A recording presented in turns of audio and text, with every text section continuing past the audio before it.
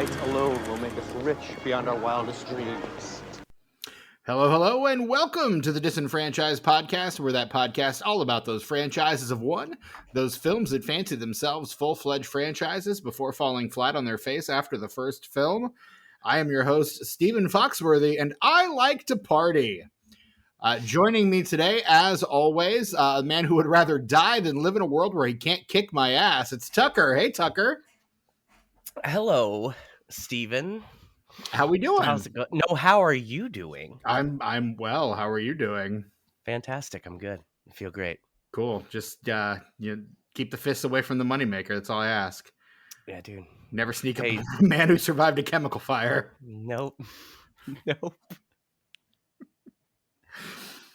And also joining us today, jack of all trades, really. You might know him from the Film Harmonic podcast or our episode on Annihilation. And I hear one time he manned a flamethrower. It's Noah East. Hey, Noah. Hey, guys. How's it going? Not bad. How are you? I'm tremendous. Really terrific. And Noah, we are on our Annihilation episode. We talked a number of other movies that you would love to cover, I think maybe afterwards. Mm-hmm. And the movie that we're discussing today was top of your list. We rushed it onto the schedule, and the time has come. Noah, what movie are we talking about today?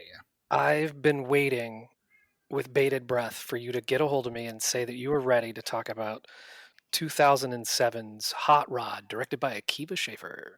Directed by Akiva Schaffer, written by Pam Brady, with ghostwriting credit from Mr. Seth Meyers, starring Andy Samberg, Jorma Taccone, Bill Hader, Danny McBride, Isla Fisher, Sissy Spacek, Ian McShane, Will Arnett, Chris Parnell, Chester Tam, many others. What a cast, gentlemen.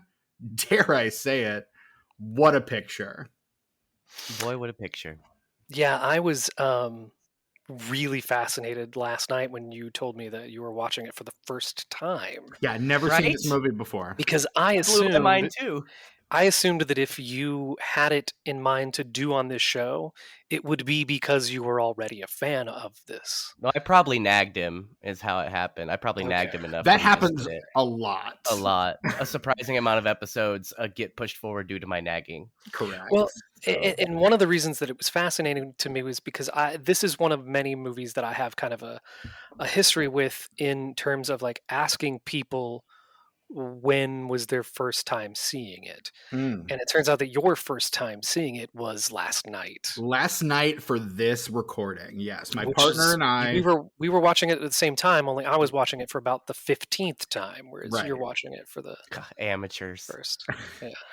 My partner and I sat down to watch this movie. She was not amused. I was very amused. Was kind of where that delineation fell, so... I don't know. There's no accounting for taste, I guess, but you know, I have questionable taste in movies anyway. So, but no, I thought this movie was hilarious, and I'm honestly my biggest takeaway from the end of this movie was I could have been watching this thing for over a decade. Like I could have had this in my life for longer. All that wasted time, Stephen. I mean, I got to start living now. Is really what it comes down to. It's also funny that you bring that up because it kind of bifurcates two things that I wanted to talk about. And that is, you know, last night I told my wife, hey, I got to watch this tonight. I got to rewatch this. Do you want to watch it with me? It's a sub 90-minute movie. Yeah. And she was like, no, I'm okay. I'm going to catch up on something else, you know.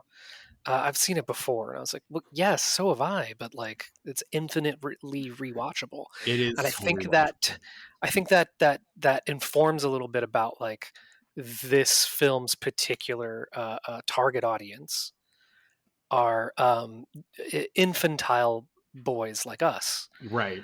It's a very dude-heavy movie. Very much. It's a very dude-heavy movie.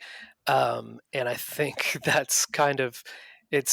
but it does inform you a little bit about the person that when you meet someone like Tucker, for example, who is also a big fan of the film, it informs a little bit for you about that person being like, I think I can ride with this dude. You know, we at least have this in our back pocket, that kind of thing. So we have, you know, some people would say they have breakfast at Tiffany's. we will have Hot Rod. I would say, Mhm. what about Breakfast at Tiffany's, Steven? Well, What about it? I said, I think I remember that film. And as And I is recall, I think we both kind of liked it. well, that's I think all three of us like it. Yeah, that's one thing we've one thing got. we've got, right? Yeah. Yeah. Fantastic. I mean, so look, you can't say that we've got nothing in common, right? No common ground to stand on, or that we're falling apart, right? Wow, we're still going. Wow. Wow. No, I love it. Please continue. We've stumbled deep into some blue something, is what we've done right now. We really did. Sir, wow. We went from the chorus into the verse. Yeah. That's the Columbia House CD you didn't send back. You know, that's the one. That and Sister Hazel. Oh, I mean, well, don't forget about Eve 6 and Marcy Playground. I mean, it is hard to say no. what it is I see in Sister Hazel. But thank you, Stephen. Finally, someone gets me. But that Marcy Playground CD, it holds up. I still have that in my vehicle. It's a good one. Like Sex and Candy, it's a weird thing because Sex and Candy is so different than the rest of that record. Yeah, but even So I that's still a think when good song. people, So. it is a good song, but I think when people listen to the record, they're like, "Oh, this is kind of more abrasive than I thought it was going to be," based on Sex and Candy. So they just I was thinking about that song the other day when I was hanging around downtown by myself. Yeah, dude. Yeah, Yeah. I mean, we as much as I love Hot Rod, we could just talk about Columbia House specials from the '90s. Hey, my favorite band of all time still is the result of a Columbia House CD I forgot to reject. Silverchair? The Cardigans. Oh, well, that's a really good album, though. So It was First Band on the Moon. Yep. I mean, they're only one that anybody gave a shit about in the U.S. that was a really good album, though. That next album was actually pretty good too. But I I digress. I gotta say their records get better the more time goes by, and they're the perfect band because they kind of switch genres every record. Like their first record is total like 60s French pop, like with a little jazz in there, and then First Band on the Moon is kind of this anti-pop, and then they go into electronic grunge, and then they start hitting that alt country adult contemporary shit, and then they take that but make it heavier. Like you make a playlist of all Cardigan songs, you're never going to get bored because they switch genres ever so slightly with every record. So what do we do? Do we just edit this out, or No, or... God, no, absolutely not. I'm this the editor, is text. so it's this is canon staying text in. right now. Okay, Staying in. This is Tucker lore, so it stays in. I see. Well, you'll hear no complaints from me. Nor Yeah. I. So Noah, what is your history with Hot Rod? When did you first engage with this movie? What is it that led you to this movie? How what is your continuing relationship with this movie? Why did you suggest we cover this movie? Like, lay it all out for us. So I'm glad you asked that, Stephen. So it was around this film came out in 2007, so it was around 2008 that me and some friends, like a large group of friends, we used to meet up at one of our friends' house, and it was lots of couples basically, but we would get really, really, really stoned, and we would just watch movies. And one day it was up for grabs as to what should we watch, and somebody recommended Hot Rod. And based on the ads and everything, I was like, no, come on, you guys, this looks so stupid. Can we watch something else? Let's watch something good, like, I don't even care. It could be like Shoot 'em Up with Clive Owen. I don't know. I mean, just something good, man. Ooh, a good story about that movie. And but of course I got vetoed, and I was like really bummed, like kind of pouting, because I just thought this looked so stupid. And about 10 minutes in, I realized that was probably the studio's fault more than the film's, because I was like, wait, is this actually kind of good, or am I just that high? And then about a half hour in, I was like, holy shit, I think I'm in love with this movie. And I currently have it somewhere snug in the middle of my top 10 comedies of this century. It is that funny. I love this movie, and I've probably seen it between 15 and 20 times. Nice. I mean, I have a similar kind of relationship with this. I think the reason I didn't see it until last night was because I kind of always viewed it that I'd seen the trailers, I saw it like sitting on the video stands at like my local video store back in Indy. It was never really something that stood out to me as something I needed to watch, and always kind of looked pretty dumb. So when I sat down to watch it last night, I don't know that my expectations were super high. So that, I mean, when this movie grabbed me like 5 to 10 minutes in, I'm like, oh, okay, I get it now. Like, I understand what this movie's trying to do, and it's succeeding very well.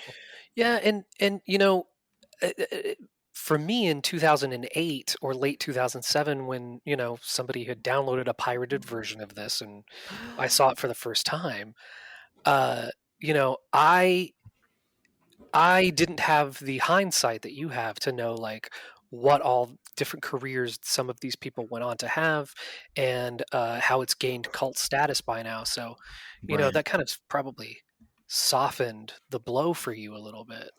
A little bit, yeah. Like knowing that, Bill Hader and The Lonely Island have kind of gone on to be these somewhat, I don't know if I'll say cultural phenomena, but something fairly close to that. I think the word you're looking for is iconic, Steven. Iconic, and if we're talking iconic, let's not forget this was for a lot of people their introduction to Danny McBride. Most audiences hadn't seen The Foot Fist Way and hadn't seen David Gordon Green's All the Real Girls, so this is probably most people in America's introduction to Danny McBride. Oh, that's really good point. I would and also for my argue, money, Danny McBride and Bill Hader are two of the like Mount Rushmore funniest people of this whole century as well. They are true comedic geniuses. I would also argue that this is, for a lot of people at that time, their first exposure to The Lonely Island, because they made this in the break between the first and second seasons that they were on. Yeah, so they had already had the Chronicles of Narnia, but that was pretty much the only Sunday. Lazy Sunday, yeah. That was probably the only thing of significance that they'd contributed outside of sketches from that first season. So yeah, for some audiences, this was probably their introduction. Which I think is why you get Parnell as one of the few SNL guys crossing over here. Like, it's him and Hader, and that's about it outside of the Lonely Island crew. Yeah, and I think a lot of that's just because Lorne's production company, Broadway, did produce the film as well. So right, he's listed as a producer. I'm kind of surprised because Hot Rod feels like an SNL character. Like this, I was kind of doing a rundown of all the SNL movies recently, and like this movie feels like it should be on that list, but it absolutely is not on that list. Like, it doesn't stand there. I hadn't thought about that, but you're absolutely right. In the same way that like through guilt by association and just vibes, it's in par with like Ron Burgundy feels like he would have been an SNL character as well. But yeah, you're right. Rod Kimball kind of does feel like somebody you could see in a sketch. I think I partially agree with you guys, because I don't think specifically Rod would be a good SNL character, but there are a lot of setups and a lot of one-off scenes and gags in this film that you could totally see carrying an entire digital short. Yes. Yeah, absolutely. And some of that is some of these really non sequitur scenes that happen, but some of it's just some actual like of the setups that Pam Brady wrote, because I know Pam Brady wrote the first version of the film, and then the guys came in and did rewrites. So it was the three Lonely Island boys and Seth Meyers doing rewrites on it. So it seems like, some of the Pam Brady stuff even is just like, that seems like an SNL sketch, some of the situational humor. I could see the film that Jorma's character puts out in this movie, like that kind of film within the film. I could see that as a digital short, and just with just that production value and all of that. I could see that. Say it does have similar production value to a lot of the Lonely Island shorts. It would rival Space Cats. Very much so. Yes. Yeah. Tucker, what about yourself? When did you first come across Hot Rod? I can see by the visual aids that you've set out that you are, I dare I say, a fan of this film. What's your relationship to it? When did you discover it? Lay it all out for us, man. Gosh, Steven, I'm so glad you asked. But before I go on with that, may I ask Noah just very quickly? You were talking about you used to go to a place and get what I refer to as butt stonked, and then like watch several films, and this one became one of your favorites. Were there some others that stood out to you that you could maybe one or two that you could name off That from that you watched at that venue? at in that state venue of mind? itself. Yes, Oh, in that state of mind. both of those things. Yeah. I mean, a lot of times you don't even remember. Oh, that's true. The I credits do roll, and know. you're like, wait, what?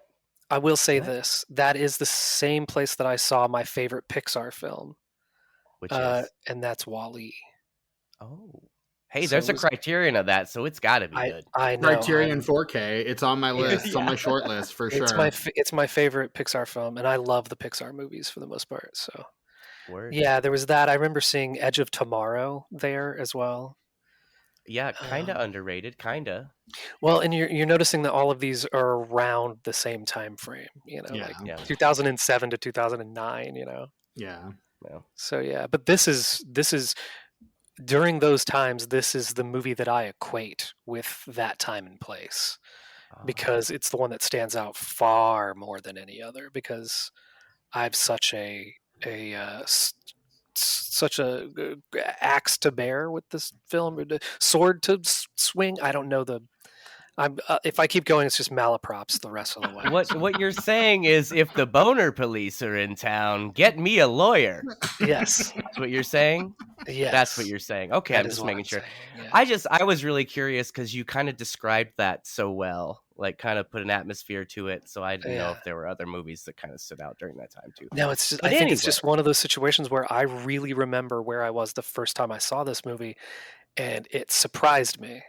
Like if you have such low expectations for a film and it becomes something that is among your favorites of a genre, you kind of do remember where you were during that viewing experience. Right. For sure. I happen to remember where I was during that first viewing experience, but first I have to go back a little bit further to back in the 90s. I was watching SNL on Comedy Central. They used to play all those old SNL reruns on Comedy Central straight up day and night, like in between everything. You could probably watch 10 SNL episodes on Comedy Central in the mid to late 90s if you really put the time and effort into it. And like it was mostly your cast, Steven. It was like that sort of early 90s, mid 90s cast. Hartman, but Farley, Myers, Carvey, all those guys. Yeah. But they did show things from pretty much every era. So I got my Eddie Murphy education and so much more from that.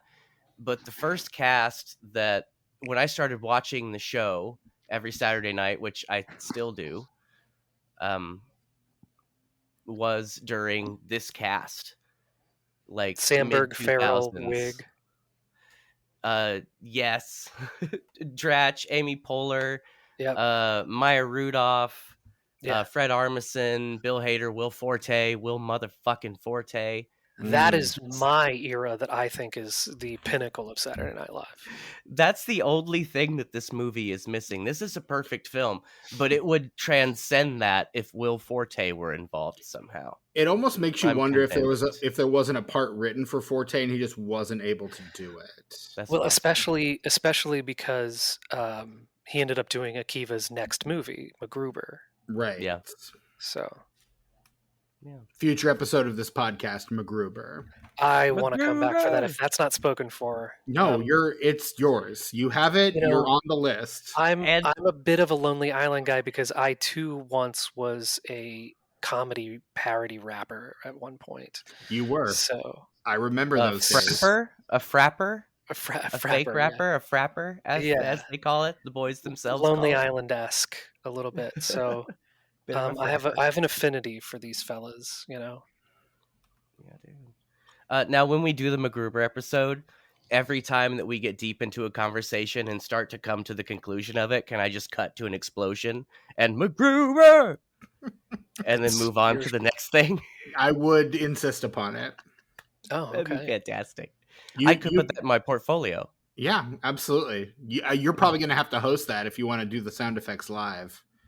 So you can. Nope. Put it in post. I'll decide it all in post. Do it in post. You'll be like, gosh, I hope that really cool thing I said made it in, because it was really close to the end of that part of the conversation. I hope I made it in. Are you going to do ADR for it, or are you just going to do, like sound effects? No. So what I think that I would do, a little BTS disenfranchise editing bay BTS here.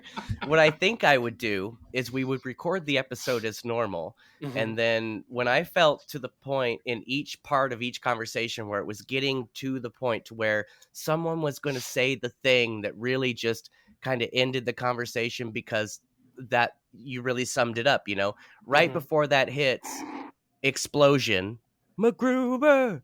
Mm-hmm. And then just cut past all of that and immediately have the next conversation start after that. Mm-hmm. So all set up, no payoff, the episode? No payoff. There would be no payoff. And that you can't do a MacGruber episode and not do that. But I guess what I'm asking is, are you going to just find some explosion sounds on the internet, or are you going to actually blow some shit up? No, I'd probably take the audio directly from MacGruber sketch.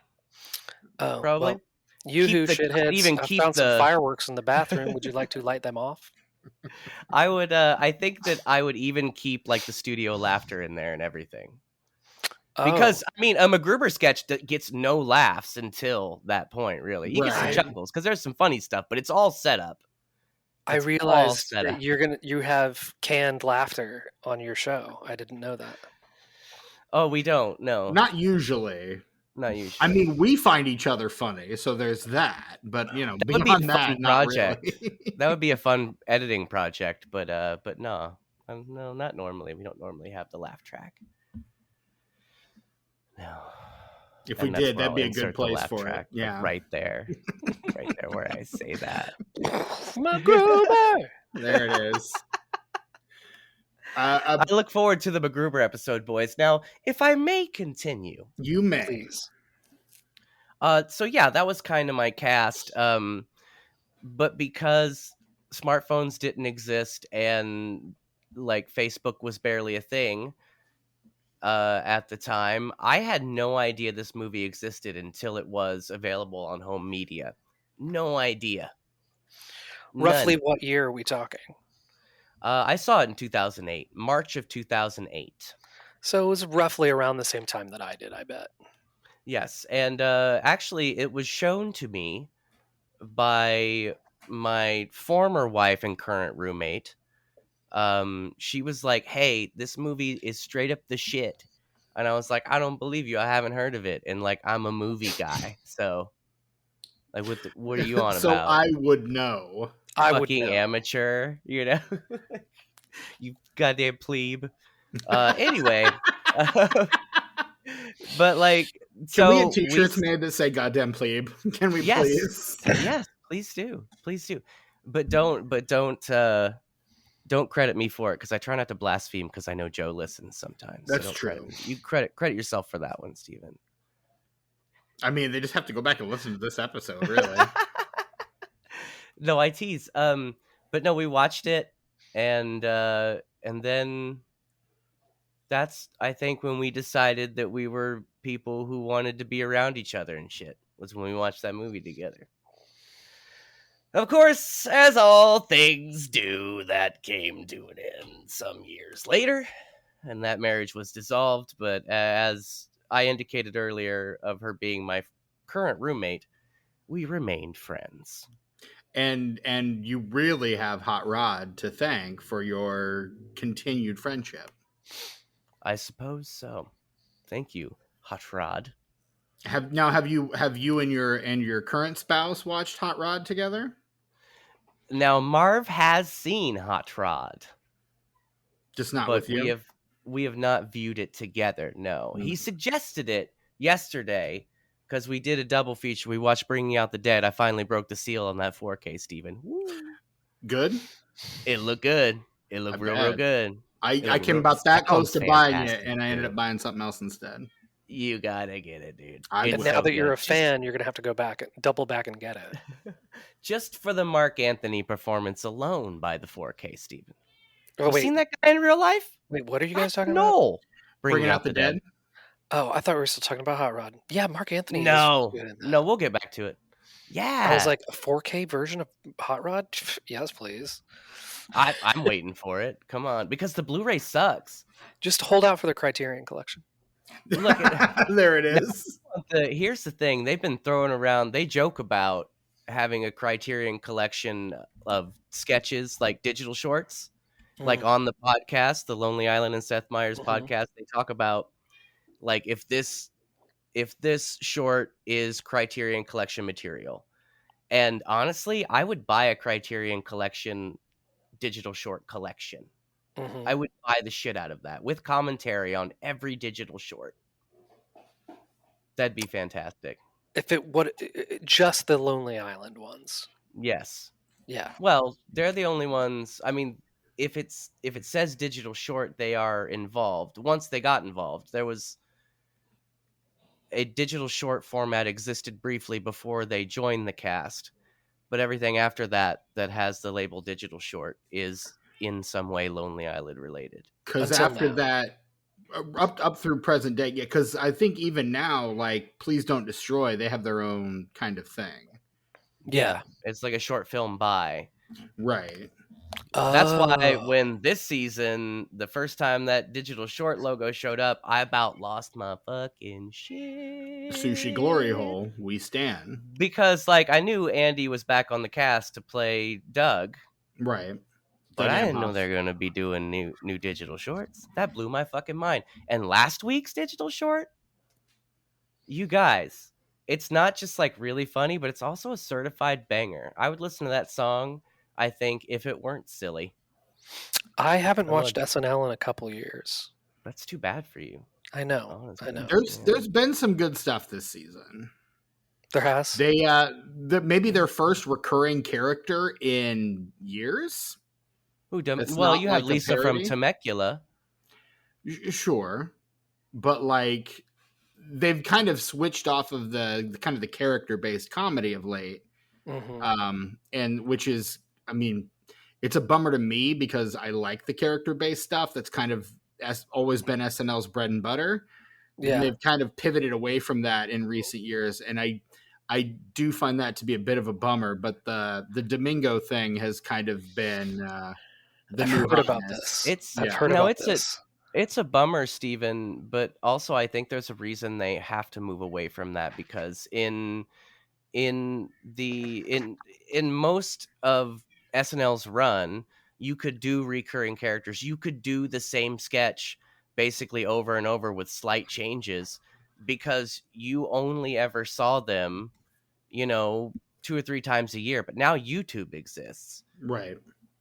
And they have to be viral now. People are replaying these sketches. People are putting what's Bill Hader's old reporter guy? I love that fucking guy. And he hits the guy with the Herb Welch. Herb Welch. Yeah. He's Herb Welch. Yes. The old reporter. You could watch a whole playlist of all those sketches. And I love those sketches, but they don't hit the same when you're watching them one after one. Because it's the same thing over and over. I used to watch Bobby Moynihan's Drunk Uncle. I used to watch all of those multiple times. The ones that hit for me, what's up with that? Like that for whatever I could watch those back to back for hours, and I would laugh every single time. Poor Lindsey Buckingham. Poor Lindsey Buckingham. One of Bill Hader's most memorable characters on SNL. Most memorable characters. I would also argue that for me, his character in Hot Rod, Dave, is an extremely memorable character. Look at you, based on a real dude. Based on a real dude.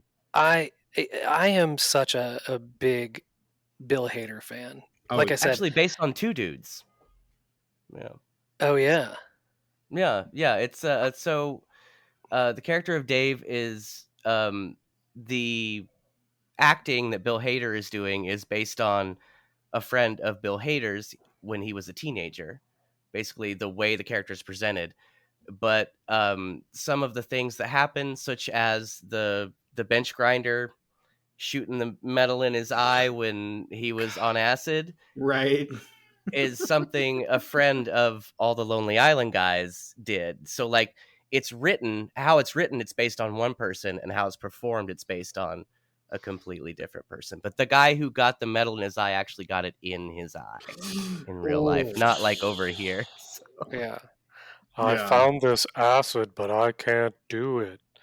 I'll do it. he just floats off, puts the hat on, Yeah. floats off. Floats away. Love it. And Fantastic. just the idea that the most logical thing you can do while you're tripping on acid is just work your bell grinder. Like, yeah. Like that's Focus just on something, man. That's just Can't let the your thing. mind wander. I guess I've never done acid, shit. so I really can't say. Me neither, but that's how I assume it is. Me neither, but that's how I assume it is. Okay. Right? That's what I'm saying, you guys. Anyway, so yeah, it was a big deal for me, this movie. And it has continued to be a big deal for me. I watch it often. It's one of the few movies that I can just put on a loop all day and just like go about my business and pop in and be like, oh shit. Another one of those is George Romero's Day of the Dead from 1985. You Pop love that that motherfucker movie. on repeat and just do my shit all day. And it's just there for me. Also Pootie Tang, obviously. You do love Pootie Tang. Yeah. But anyway, yeah, I've probably seen this movie over 100 times, I'd say. Not that it's a competition or anything. But if it is, Tucker would win. If it is, I'm obviously the winner. I really need a place for this. I said I wasn't going to mention it because it's visual, but I need a place for this. Tucker is holding up the Rod Kimball Stuntman for Hire parties events poster from the film. Yeah, part of me wants to just put it on a telephone pole on a street corner and just tape it there. I mean, make a photocopy of it first. Don't like actually put that copy. I could totally. I have a photocopier. So I guess my question is, why haven't you done this yet? I guess my question is, how many are you going to send me? As many as you want. Look, Steven, you have been the Delphonics this evening because you have blown my mind this time, boy. Didn't you? Because I'm going to copy these 1,000,000 times and give them to people for free. I never thought of that photocopying. Wow, it really is the future, isn't it? Photos. It's the future. Just Xerox it. The future is now. Just put it in the machine and out comes as many copies as you want. Making copies. Did you know Xerox is actually the brand name? It's not the product. It's like Kleenex. Like Band-Aid? Or Band-Aid? Yeah. Or Band-Aid. Brand name association is what that's called. But anyway, that's my history with Hot Rod. I continue to enjoy it today. I watched it 4 times today, 2 times with commentary, 2 times without. What did you learn from the commentary, Tucker? Not a lot. You don't really learn a lot from the commentary. Well, actually, it was only his 42nd time seeing it with the commentary. So. Right. I've only seen it probably a handful of times with the commentary because it was on the DVD, and I only had the DVD briefly because I borrowed it to somebody and they never gave it back. But then when I got the Blu-ray a couple of years ago, I have dipped into it more than a few times since then. So I'd say probably with today, maybe 6 times I've watched it with the commentary. And I'd say if you really want to know cool stuff about this movie, check out the 2 episodes they did on the podcast about it, because this commentary is just like Akiva tries. He tries so hard to talk about this movie, but the other boys, Jorm and Andy, are just there cutting up and doing bits and shit and like interrupting him constantly. Like he never gets to actually talk about the movie. Well, so it's very entertaining, but it's not informative at all. Yeah, it seems like the podcast version that they did with Seth Meyers, they were both they were all of them on the same wavelength, because you didn't the jokes weren't as plentiful, and it was a lot more insight, let's say. Yeah. I also watched some interviews that they did at the time. Those weren't super informative. There's a behind the scenes on the Blu-ray and the DVD that I was is, getting ready to mention that. yeah, that one's pretty fun. It's fun. It's shot like as if Kevin had directed it. Yeah. Yeah, Well, there's and that's a lot also of fun. all of the bits that were recorded by Kevin in the film, a lot of which show up in the film that they show at the auditorium, are Yeah. included on the DVD and Blu-ray as well. So you can see all of those. But not the dogs humping. You don't get to see that one Well, because he was making that for his mom. for mom because she's into that. She's kind of into stuff. that. Yeah. She's So way that into makes that. sense. Yeah. Oh God. Yeah. Yeah. So, did you have high expectations for this film the first time you watched it, or were you like me thinking like that kind of looks stupid? Well, I really liked Lazy Sunday, but I really liked most of the digital shorts from the first season of The Lonely Island was on. So I was pretty much on board when I found out that that was their creative team. Yeah, Like I knew I was going to enjoy it. I certainly didn't expect a perfect film, which they delivered, that's what but you got, though. Yeah. that's what I got. No, I was on board. Like I liked the lettuce eating, and I liked the doppelgangers. I liked that digital short too. There were a lot during the first season I enjoyed. So they were definitely on my radar. Yeah, I don't know, like the internet was one thing before 2008 and one thing after 2008 because of Facebook and smartphones. Like the internet became a whole different thing. So that's even true. though I was on the internet a lot, like on my computer at home or whatever, this Hmm. still never crossed my path. I had no idea this movie was coming out. I had no idea it came out. I had no Hmm. idea that it was even on home video until this gal I met at a show brought it over to my house. I get the Yeah, impression it wasn't marketed particularly well. that's kind of why I asked that question, because I kind of wanted to get into that whole thing, because it is notoriously a box office failure that just became a cult hit over the last few slash several years, and that was really a function of the studio's mismanagement and mismarketing of it, which is why someone like me, who ought to be the target audience for something like this, Ditto. saw the ads for it and was just like, oh, that looks dumb, you know. And it's And I it's feel like funny they, because stuff like Anchorman worked on me. Like I found Anchorman, and Anchorman was made, and I found Superbad even, which came out like I think the year after this. yeah, Like but those both are of those films made money. because they were well marketed, because they were marketed properly, right? So like Hmm. I don't see why you would try to market this film any differently from either of those two. Yeah, I wouldn't have thought either. And yet here And we yet, are. that's what Universal did. So, Right. I mean, Universal Paramount. not necessarily. oh, it was Paramount. You're right. Paramount. It is Okay. Paramount. Yeah. Paramount. Yeah, but I Paramount. I thought especially, Universal because of Viacom. NBC. that would Well, make sense. Paramount Yeah. because Viacom because Broadway, but also Yeah. Universal would make sense because NBC Because and NBC. GE Yeah. and microwaves. But there it is. But yeah, no, you at 100%. That's I don't know.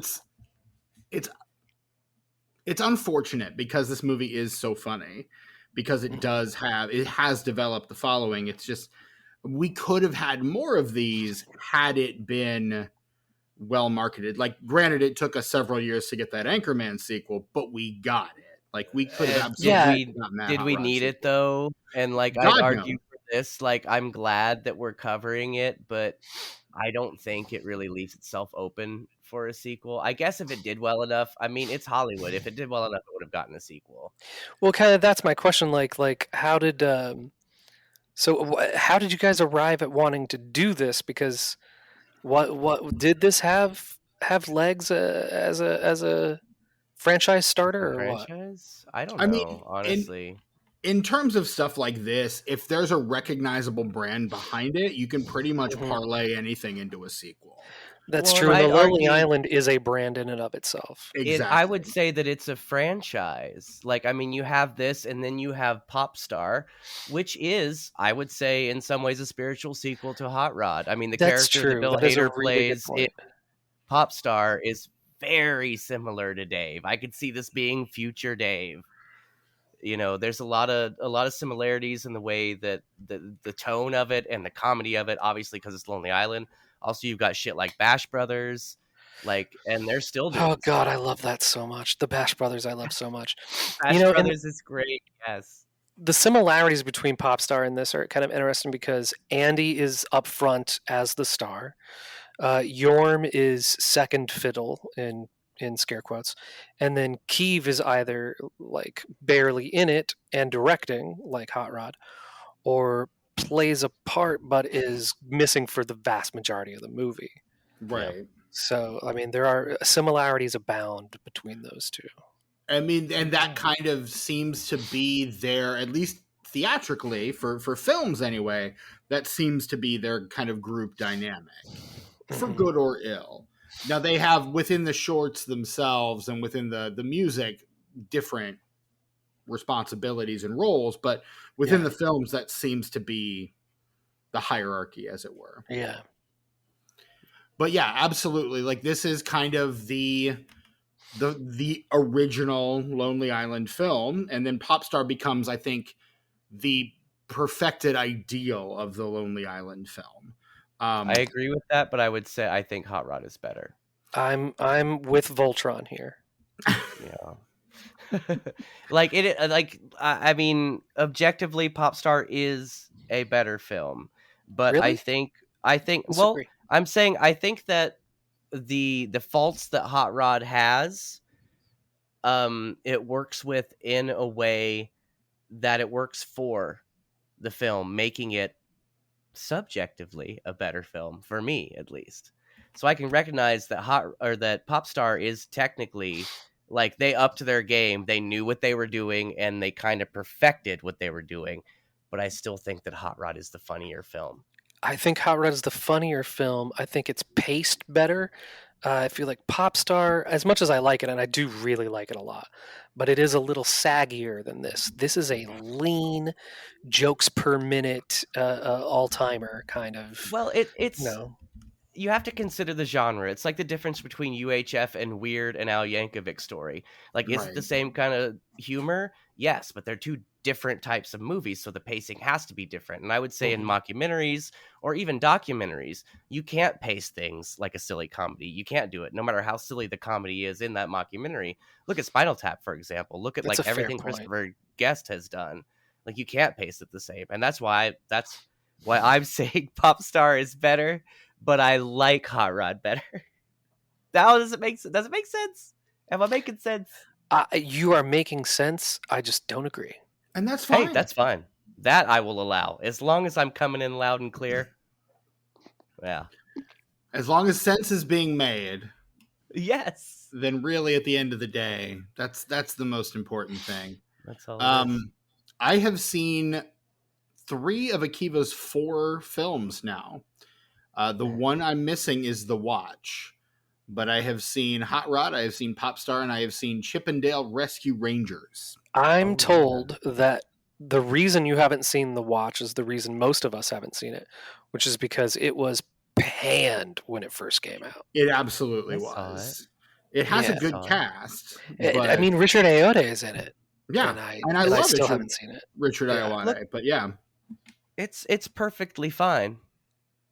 It's fine.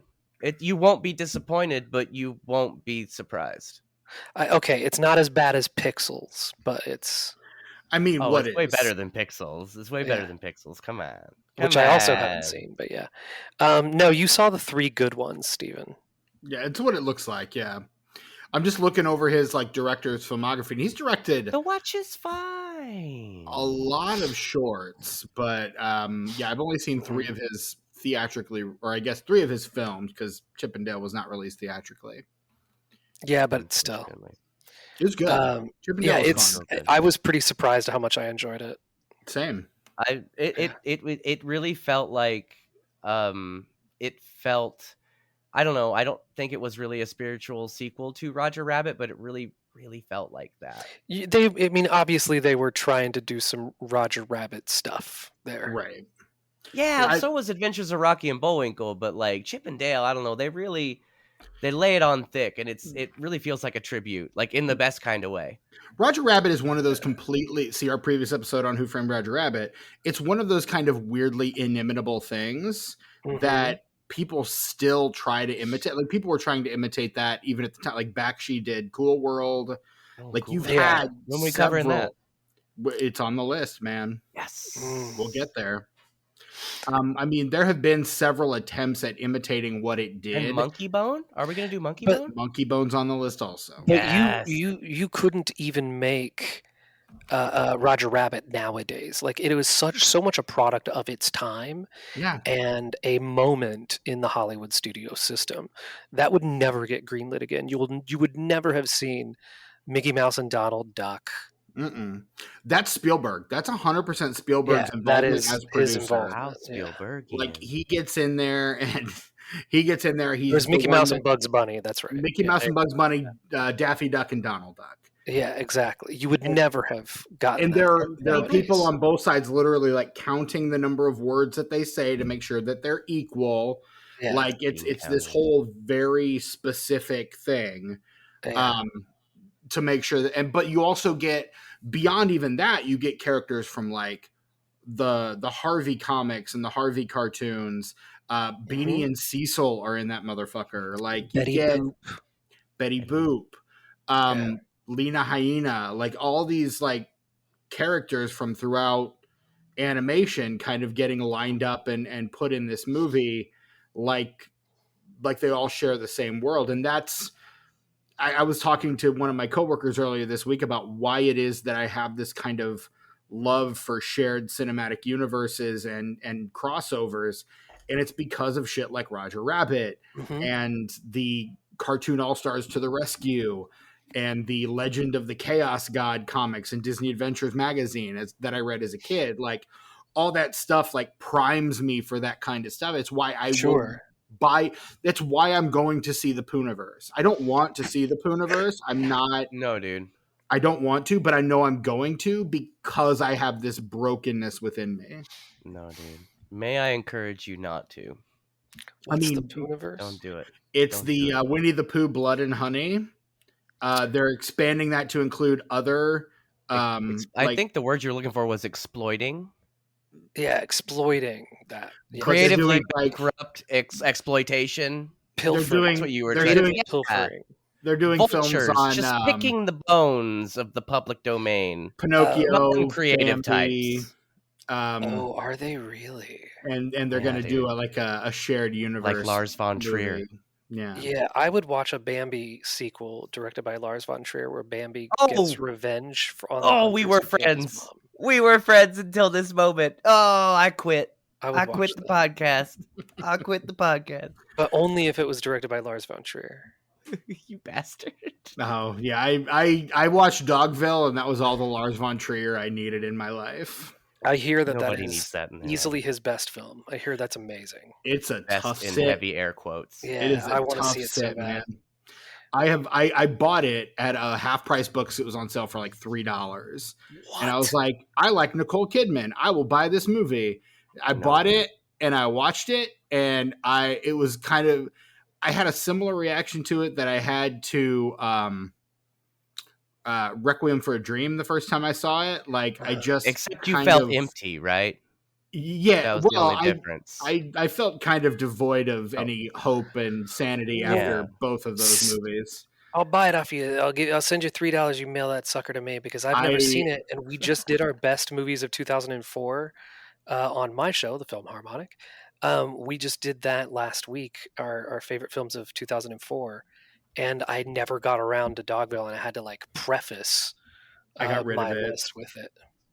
Yeah, look, I sold it so long ago. All jokes and judgments aside, if you are a Lars von Trier fan, you should see it for sure.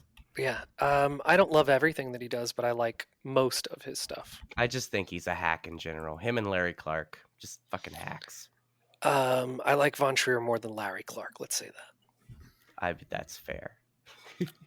Noah, if you have Mubi, Dogville I- is currently on Mubi. I know, and I thought about getting the 7-day trial just to watch it. Well, this has been festering for a while then. Yeah, because you said you had that episode. Yeah. Yeah. Well, I didn't get to put it on my list. So there are certain promo codes that you can use to get a full 30 days free of Mubi. So interesting. That's a lot of days. Do you need to cut to an ad from them? No, but other podcasts are sponsored by them, and you can use their promo code. Yeah. If you have something written up that you need to throw to, no, wouldn't that be something? Yeah. But also, Mubi, if you're listening, give us a call. Yeah. Absolutely. Your boys love cinema. Yeah. I thought The Substance is so far the best movie I've seen this year. So have not seen it. Holla at your boy. Oh, Mubi. I thought you were saying Tubi. No, Mubi. I'm kidding. I'm kidding. No, The Substance is in my top 10 of the year so far. Oh yeah, Substance is a miracle. God, what a miracle of a film! And what a get for Mubi as well. Right? Oh my God. Yeah. Good for them. Yeah. Dude. Love that.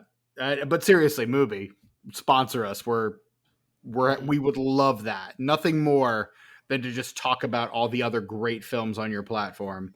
Hey, you're only getting those two though. That's all you're getting. Yeah, just freebies. You call me at home.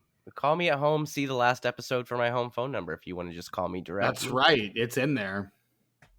Yeah, I hope you're not an Indiana number though, because I've been getting a lot of robocalls from them. So every 317 I see, just like report to spam. I do not answer a single number that I do not recognize. Dude, I what get if it's probably what if 12 it's of them a day? What if it's your granny in the nursing home or something? If it's my I granny, don't have any I living have her grandparents. number. Yeah. My granny, my one granny, I have her phone number programmed into my phone. So, and my grandparents are all dead. Yeah, but she's calling from the nursing home line. But she's not at the nursing home. She lives with my parents. Are we going to go through more Tucker lore here? No, your parents dropped her off at the nursing home, and she's like, "No, you can't let them do this to me. I need you to come get me out." And this it turns into a heist that would film. happen. This is all very absurd, and I think we should just move on to the plot in 60 seconds. I feel. Is it time for the plot in 60 seconds? No, it's almost an hour in, you guys. Oh yeah, dude. Well, no, is this your first time? My wife was like, "How long do you think this will take?" And I was like, "Can't take longer than an hour and a half. It's how long the movie is." Oh, it can and it will. It absolutely can. Tucker was fully primed to just quote this movie just straight through from the jump. She's fine. She's downstairs watching Farmer Wants a Wife. Okay, I don't even know what that is. Is that a reality? It's a reality dating show based in Australia, in where farmers are looking for women who want to be their wives. Do they not have Farmers Only in Australia? I don't think so, or maybe these aren't the type of guys to get on there. There, it's farmersonly.au. I think. Yeah, and also it flushes backwards. So, right, of course, right? Yeah, that's true. Yeah. Ask me if I've ever seen that show. Ask me. Go ahead. Hey, Tucker, have you ever seen Farmer Wants a Wife? Nar. Thank you. Anyway, the plot in 60 seconds, I hear, is what we're going to do next. Is that so? What's funny is that you can do this plot in 16 seconds, really. You want to go for it. No. I didn't mean that as a challenge. I just meant like, well, you're the guest, so there's not a tremendous amount of meat on these bones. That's true. There's not. Now we do normally ask the guest, but I did not ask you ahead of time because I'm a bad host. No, I mean, if you want, knock yourself out. Would you be up for doing the plot in 60, or should we consult the coin of justice? I'll do it if you want. I mean, if you're up for it. I mean, you've only seen it once, although it was most recently. Correct. Tucker, on the other hand, has seen it nigh 100 times. Right. And so, I feel like both of those are a little unfair. A little biased, yeah, in either directions. I mean, I'll do it. I was gonna say I'll I could do it. roll the D6 of Destiny and put it between the three of us. No, I'll go ahead and do it. All right. Tucker's got 60 seconds on the clock. So for the uninitiated, this is the part of the show where we recount the plot of the film we're covering in 60 seconds or less, as if that weren't self-explanatory enough. Noah, as soon as the counter starts, your time will begin. Tucker will give you the 30 and 10 second sound offs. Okay, I will sounds grand. start. I will press the button on the official egg timer of the Disenfranchised podcast as soon as you start talking. Rod Kimball is a amateur stuntman, a trade that he picked up from his dead father, who worked with Evel Knievel. And he finds out that his stepdad, whose approval he desperately craves and manifests itself in trying to kick his ass, he finds out that he needs a heart transplant and his family simply cannot afford it. And so in order to save his life, Rod is going to train for and then perform 30 seconds. the greatest stunt that the town has ever seen. He's going to jump over 12 school buses. And so he meets Isla Fisher, who used to be his next door neighbor. She comes around, joins his crew, and he's going to go ahead and try this jump. Not without pratfalls along the way, and even maybe 10 thinking seconds. about giving up. Wrap it up, B. And then at the end, he doesn't nail the jump, but they still raise the money to save dear old dad, and he kicks his ass in the end.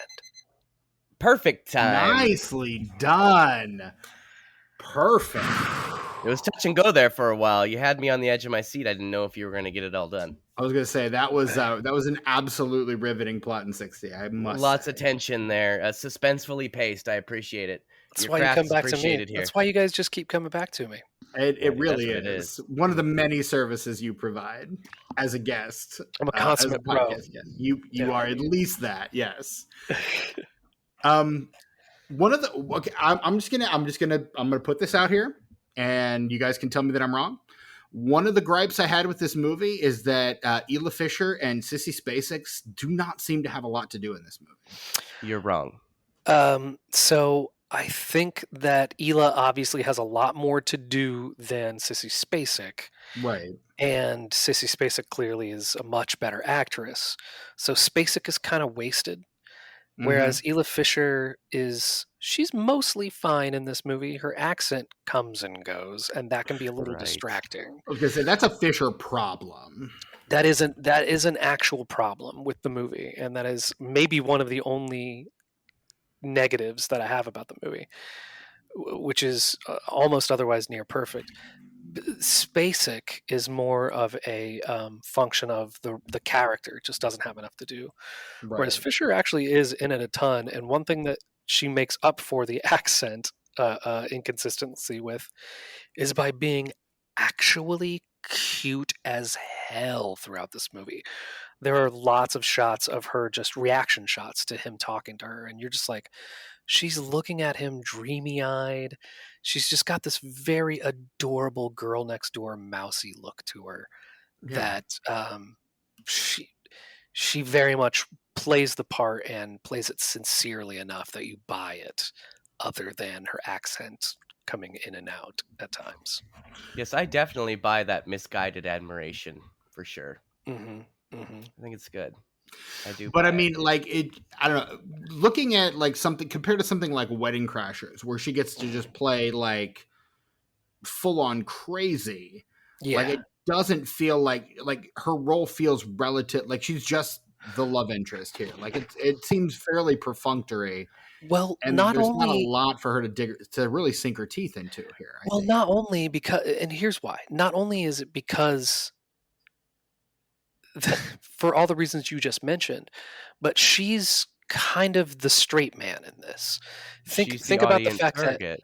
That was what I was about to say. Yeah, she's kind of the audience surrogate in a way, because she's playing the straight man. Think of literally everyone else in the movie, even including Sissy Spacek, who has a very comedic role as well, in that she's ignoring every fight that they get into, that sort of thing. Right. So even she's dialed up a little bit, but everybody else is dialed up even more than that, if not all the way. Isla Fisher is the only one who's kind of just playing the straight man and doesn't react comedically to a lot of these things that are around. She's very sweet and patient and understanding, whereas even Jonathan is just dialed up. So I think that's why, is that even on paper, there's not a ton for her to do comedically, because everybody else is doing all that heavy lifting already. She has to just play it straight.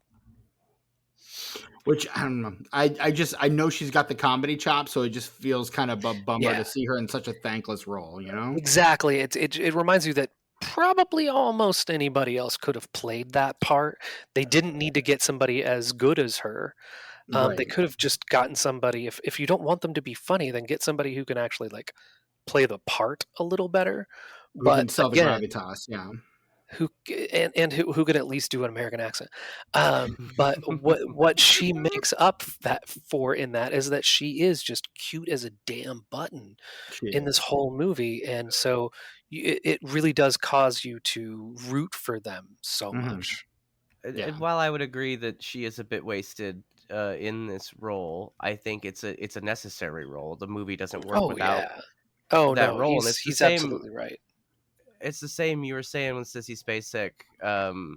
Unfortunately, she doesn't get enough time really to shine in this, because based on like the deleted and extended scene, she had some really really good moments where she Mhm. kind of had to actually act instead of just being Sissy Spacek in a silly movie, which is Yeah. fine. Like, she can just show up in a silly movie, and that's good enough. Collect That's the more than good paycheck, enough. sissy. Yeah, Absolutely. you're Yeah. doing great. Like, They're not asking her to do like what she did in the bedroom or anything. You know? no, Right. Or, no. or even Carrie, for that matter. Yes. Yeah, yeah. And But may I say that Sissy Spacek, I think this era, like 2000, late 2000s, early 2010s, she's, I mean, I don't normally go for the older ladies, you guys, but she's kind of fine in this movie. Sissy can get it. She's kind of fine. oh yeah, for sure. I'm For saying. sure. In the And same like way when I that watch like her older Sarandon can. movies, yeah, Mm. absolutely. When I watch Sissy Spacek's older movies, I love her as an actress, but I never really like found her attractive. But I Yeah. don't know, this era Sissy, she's like David Bowie, like she ages like a fine wine. You know what I mean? Yeah, the way that you know in your heart of hearts that Marissa Tomei will still be hot 10 years from now. Yes, Correct. probably Yes. hotter, probably Yeah. somehow hotter. We don't And know. and will in 10 years will definitely be the age that Sissy is in this movie. Yes. Absolutely. Not I mean, that gives any of these people value. no. We're just But Tomei's kind of already playing these kind of thankless roles. Like, she's Aunt May Oh, in the yeah. Spider-Man movies. You Talk know, about like, somebody who doesn't Wow. get enough credit. I'm a huge Marissa Tomei fan. oh, absolutely. One of my first celebrity crushes. My cousin Vinny, that is one of the most Yeah. deserved Oscars that so many people just deride. Like, she's so I good love in her that makeup movie. in No, that she's movie. great in that movie. She probably shouldn't have won that against some of that competition, but I'm not going to take it away from her because she's great in it. Disagree. She rules in that movie. She's so good in it. So yeah, Isla Fisher is the weakest link here, but she is not that bad, and she actually serves her role very well. But man, Ian McShane is a inspired bit of casting. Fucking powerhouse in this movie. And you're kind of looking at it going like, what are you doing here? But like, he's bringing the gravitas like a Brian Cox would to a role like this, and he's fucking selling it. Like, you need someone who can just sink his teeth into something like this and just chew right through to the marrow, which is 100% what an actor like McShane is going to do with a part like this. And he knows, again, he's well trained enough to be able to find the comedy simply in playing it straight, like by not looking for the obvious joke and by just playing it as straight as he possibly can. Like, I compare it to something like Gary Cole in Talladega Nights, where he's very much leaning into the comedy of it, and McShane's not doing that here. And I think this performance works a lot better for it. Yeah, he's got the eyes for it, obviously, and he's physically imposing enough for it to be believable. You know, I was saying that like Isla Fisher's character, that's almost anybody else could have played that. A replacement level actor you could have just plugged in there and it would have worked Right. just as fine. Whereas McShane, not many other guys could have pulled off that and really like sold it the way that he did. I think Cox could have. That's a good example, but they're both Brits, or not Right. Brits. Stacey but Keach. I'd say Stacey Keach could do it. Stacey Keach could have. Keach. Oh, JT fuck Walsh. yeah. He might have If been a JT little Walsh old had been for allowed to age that far. Yeah, I think. JT Walsh would have come across as a little too much of a villain You think so? because that's all he ever I think plays. he could That's pull true. it back though. I seen him rein it in. I don't know. This is the He role reined that it Ian in. McShane He reined it in A Few Good Men. JT Walsh really subdued in that movie. did. Huh. Yes, he fucking did. Interesting. Exhibit A. This is still the movie that, according to him, that Ian McShane gets recognized for the most. I believe it. Really? Is Hot Rod, I believe yes. it. Yeah. Really? Yes. Even Wow, with John from- Wick, like this, I think he was on Fallon like last year, and he said that he still gets recognized basically only for Hot Rod. It sucks because there's probably so many people just walking up to him off the street trying to kick his ass. No. Yeah, but he's old man, young heart. Young heart. Yeah, He I've always got loved this Ian role. McShane. He got this role because the boys were fans of Deadwood. Yes, yeah. Although, and I've loved him long before I ever watched Deadwood. I didn't watch Deadwood until like 2015. My wife was like, "We should watch Deadwood." I haven't watched that in a while. I was like, "I've never seen it." She's like, "Oh my god, Should man, have watch that." been watch Deadwood. I love him particularly in many things, but particularly there is a really quick piece called 44-inch chest. Yes. Him and Ray Winstone, Really? several others, and he What's plays. this then? He John plays Hurt, yeah, Tom John Hurt's in it Wilkinson, too. Joanne Whaley, Stephen And- Delane. God, what so- a cast! And in this, Ian McShane plays a gay mobster. Ooh, I'd You know pay to what see he that. does? He does the same thing in Sexy Beast, Jonathan Glazer's first film, which is one of my favorite films as well because Jonathan Glazer is one of my favorite directors. I've not seen Sexy Beast He yet. plays I need he to. plays a gay mobster in that as well. Yeah. So Ian McShane has a history of playing gay mobsters, but 44-inch chest is just an acting clinic that I recommend to anybody who will listen. I'm adding to my list right now. The first thing I remember really seeing McShane in, this is going to be weird, the television, the NBC TV show Kings. Huh. The fuck is that? Where he basically played Indeed. King Saul.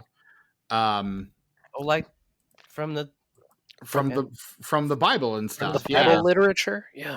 From the GD gospel and shit? It's basically like the King David story told like in a modern setting, and it's got like it's told in a modern setting? Right. It's like a very early Sebastian Stan performance in that movie. He plays Jonathan.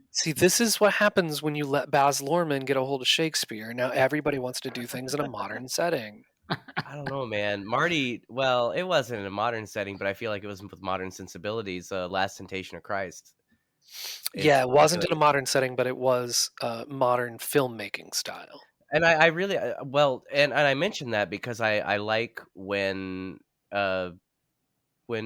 directors or writers reimagine such iconic stories like Shakespeare shit. Like some of that works. I really like the Ethan Hawke Hamlet. I was waiting to bring that up, actually. Yeah. Oh, yeah. I love that fucking movie.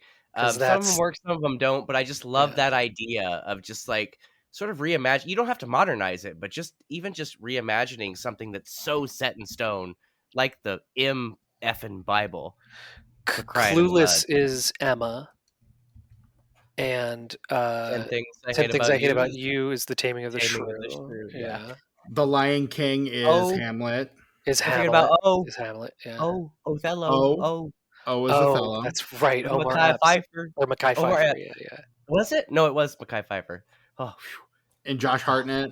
And what's her name? Julia Stiles. Julia Stiles. She was also in the Hamlet with Ethan Hawke. And in 10 Things I Hate About You with Heath Ledger. She's Shakespeareing it up. Oh, and Paul Rudd is in both Romeo and Juliet and Clueless. That's true. That's true. That's true. Yeah. Look at Man, that. We did it, you you'll- guys. We made you'll a very love to see specific it. letterbox list that Steven's going to make in like a week. By the time this episode drops, no, I can't promise that. Oh, damn. But I mean, no, Ian McShane is great in Kings. If I used to own it on DVD, I probably got rid of it. I don't know. I don't know. I kind of like flushed out my DVD collection, tragically. But See, I watched Hot Rod on a DVD last night. okay, Dusted off the old DVD. I watched it on Canopy with my library card. Oh well, I do love doing that. Mm-hmm. I do love using Libraries Canopy. is tight. Libraries is tight. Canopy's great. Yeah. I agree. And if they would like to sponsor you guys as well, 100%. Or Hoopla. Hell, I'll take Hoopla. They're not for profit though, because they just work with libraries, so they've got to be some kind of not for profit, right? Like Canopy. I don't think they can really sponsor. Can we advertise for? I mean, I guess you could, but that would be more of a PSA than an advertisement. But it doesn't matter, guys. How about 2007's Hot Rod? Tremendous. How about it? Can we talk about go Danny McBride yet, you guys? Please. Let's Yes, do please. it. Yes, This please. is his third credited performance, it looks like. All the Real Girls. Yeah. Foot Fist Way. And then after this, he kind of starts taking off. It's Superbad. He uncredited role He is had a Superbad. run. He had a run right after Superbad. 2007, he's in the Farrelly Brothers remake of The Heartbreak Kid. Drillbit Taylor in 2008. Pineapple Express, I think, is the one where he really pops. But then the That's same where he year, he does Tropic Thunder, which is where I first see him. I fucking love Tropic Thunder. Which is a repeated joke from this movie.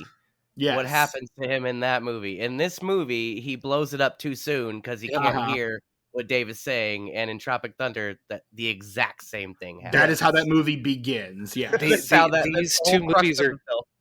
And his character in this is very similar to his character in that as well. Mm-hmm. He's very he's the explosions expert anyway. Yeah. Yes. Yeah. He's in Fanboys in an uncredited role. Observe and Report, aka not Paul Blart. Wow, he's in really not Paul Blart. It gets brutal, you guys. Yeah, it does. The tone is wild on that movie. Fluctuates. You don't even know where you are. No. Wow, it's nuts. Future episode of this podcast, Land of the Lost. With Will Ferrell. Yorm is in that. Yorm is in that too, yeah. Okay. Yeah. He does Academy Award nominated film Up in the Air. Yeah, he plays a serious role in that. Yeah. He's in the first Despicable Me, the Todd Phillips film Due Date, and then Your Highness in 2011. Also in 2011, Kung Fu Panda 2 and 30 Minutes or Less. Yeah. Oh, you guys. And guys, all the while he's doing Eastbound and Down as well. Right. Oh yeah, that's a good show. You guys, like 30 minutes or left. 30 minutes or less. I really liked that movie until I found out, like, I watched a video on YouTube about what it's based on, like how that actually ended. Yeah. And like that dude like actually died. And like the writers of the film are like, oh, we didn't know about that, but they fucking totally did, and that's fucked up. It's kind of fucked up. Yeah, it is fucked up. Like it's really funny, but like I can't. It's like how I can't watch Bill Cosby shit anymore. I can't watch 30 minutes or less. You can't watch Ghost Dad. Tarnished. You can't watch Ghost Dad anymore. Leonard Part 6, forget it. Leonard Part 6. No, for me, it's Let's Do It Again. I used to love Let's Do It Again with him and Sidney Poitier. Oh, yeah. That was, man, I love that. If Bill Cosby weren't a piece of shit, it would probably be my top 10 favorite films of all time. Wow. Yeah, well, this was right in that era when I was thinking that Danny McBride might be one. At that time I said he was like one of the 3 funniest people on the planet, and that list was him, Seth Rogen. No, it was my Mount Rushmore was him, Seth Rogen, Larry David, and Louis C.K. and Bill Hader. So those were the 5. And now it's the same. You just drop CK off of there. Or? Gotta get rid of CK, and some other people have moved up the ranks, but those guys are still to this day. I mean, we're pushing almost 20 years later, still among the absolute funniest people on the planet. Yeah. McBride is great. My partner's a big fan of This Is the End. Yeah, I love This Is the End. That movie is hilarious, and he is so the best funny. part of it. He is absolutely the best part. I call him Channing Tate-Yum. The very introduction scene of his when he wakes up in the bathtub and does the walk. Mm-hmm. That's one of the funniest scenes in a movie, period. He is so funny in that movie. So damn funny in that movie. What about Vice I jizzed everywhere. Vice Principals is great. He's great. And of course, Righteous Gemstones. I love the Righteous Gemstones. Yeah, that is one of my favorite shows. I love that. This is show. another Popstar hot rod situation where, like, I understand and respect the fact that the Righteous Gemstones is a better show on every level compared to Vice Principals. But damn it, you guys, I just love him and Walton Goggins in that show so much. I love both of them and the way that how effective they are apart and together. Like, I love him and Walton Goggins in the Righteous Gemstones. Like Uncle Baby Billy. Come on now. And I'm an Eastbound and Down guy. I think that's the pinnacle. We've got all our bases covered this episode. We did it, you guys. Yeah, fucking did it. Now, along those same lines, I think that Bill Hader is an actual comedy genius, whereas Danny McBride is a very funny dude. He's an extremely funny, great at improv. Bill Hader is like on another level. He is our generation's Steve Martin or something. Like he is an actual genius. What he's capable of doing, like his Stefan character on SNL. Nobody else would have been able to pull that off. He's played so many different characters. Rarely breaks character. He can imitate anyone. He does improv. He writes well. He's a true genius of the comedy. Incredible impressionist. Yeah, exactly. He's incredibly intelligent, and that's not to say that Danny McBride isn't, but you can tell a guy like Hader gets it on multiple levels and is really doing art with a capital A with his comedy. For sure. Well, and not to downplay his comedic talents, because they certainly are top notch, but Hader is a filmmaker at heart. Mm-hmm. He's a film fan and he's a filmmaker. Comedy for him, even in the early days, was a means to an end.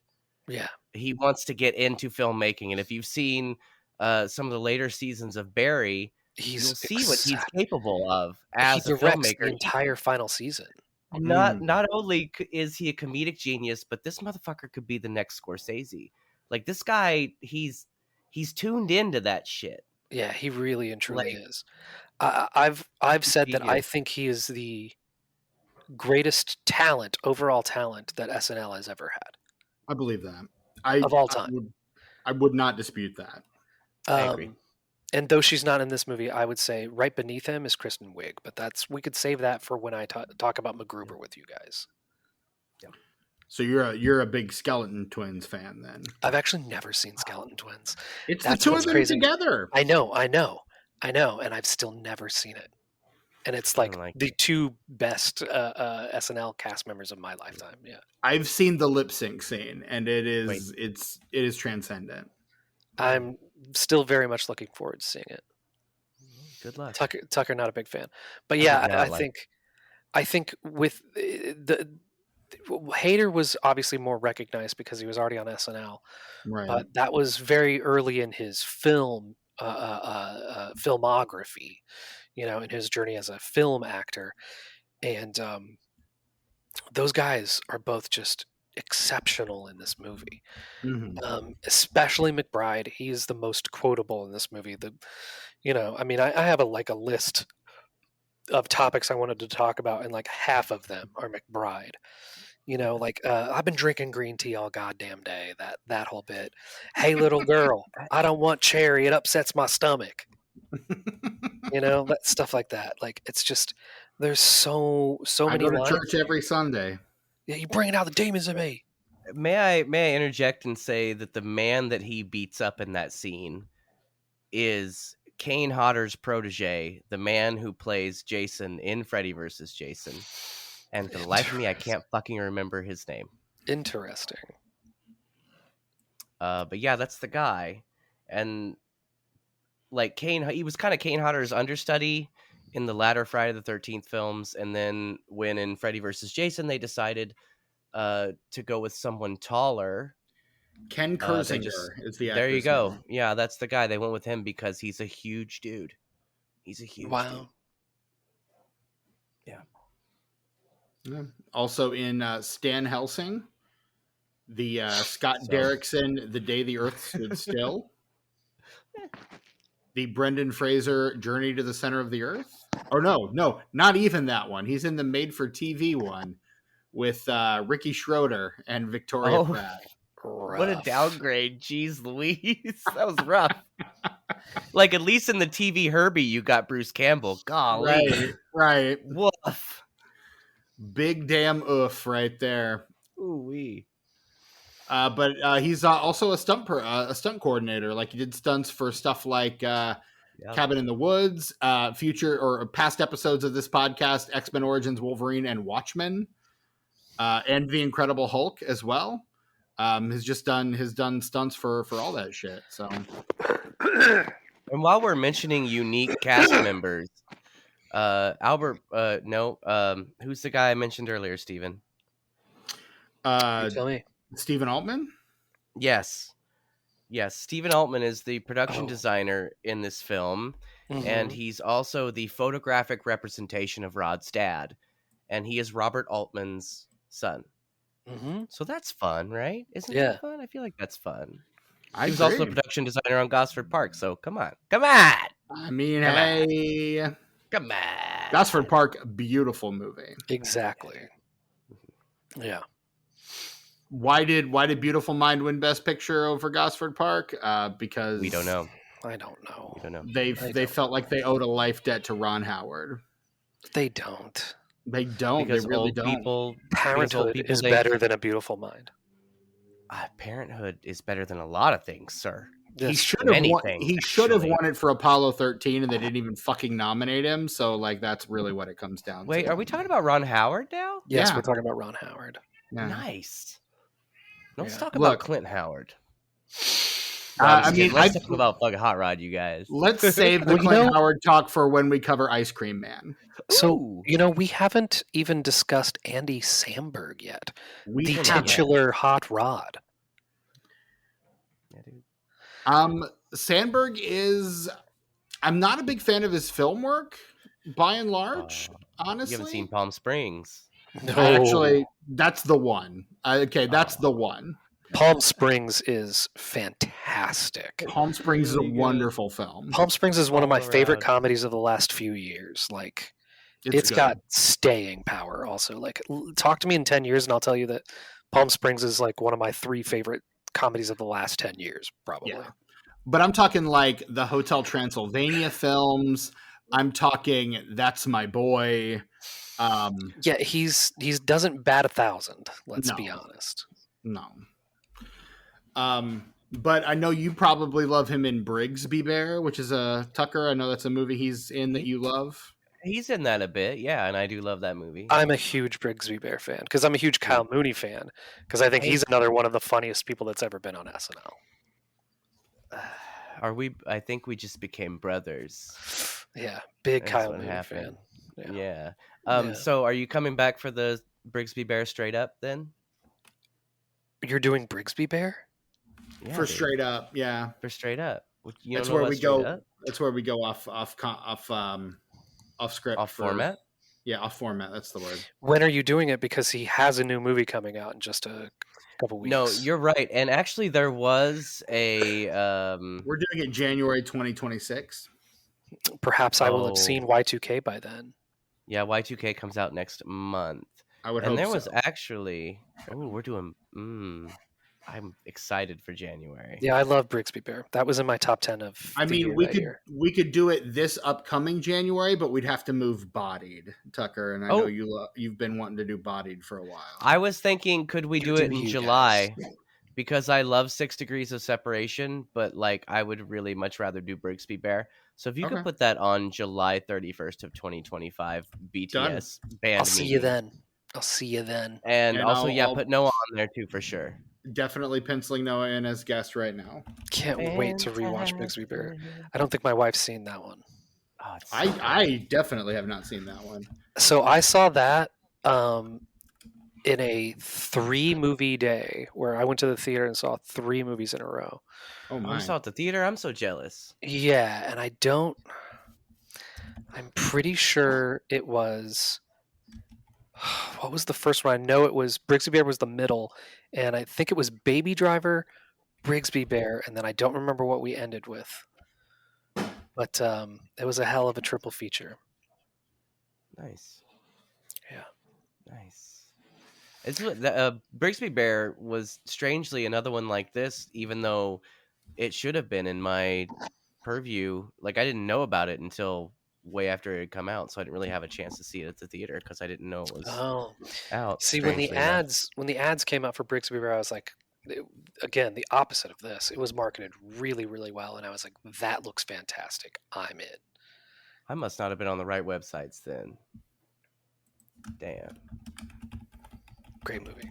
Great movie. They got my money though. I bought the Blu-ray, so they got my money. Yeah. And if they need more, I'll send it to them. I'll watch it on streaming if it comes around. So back to Sandberg. Man. Who is in Brigsby Bear?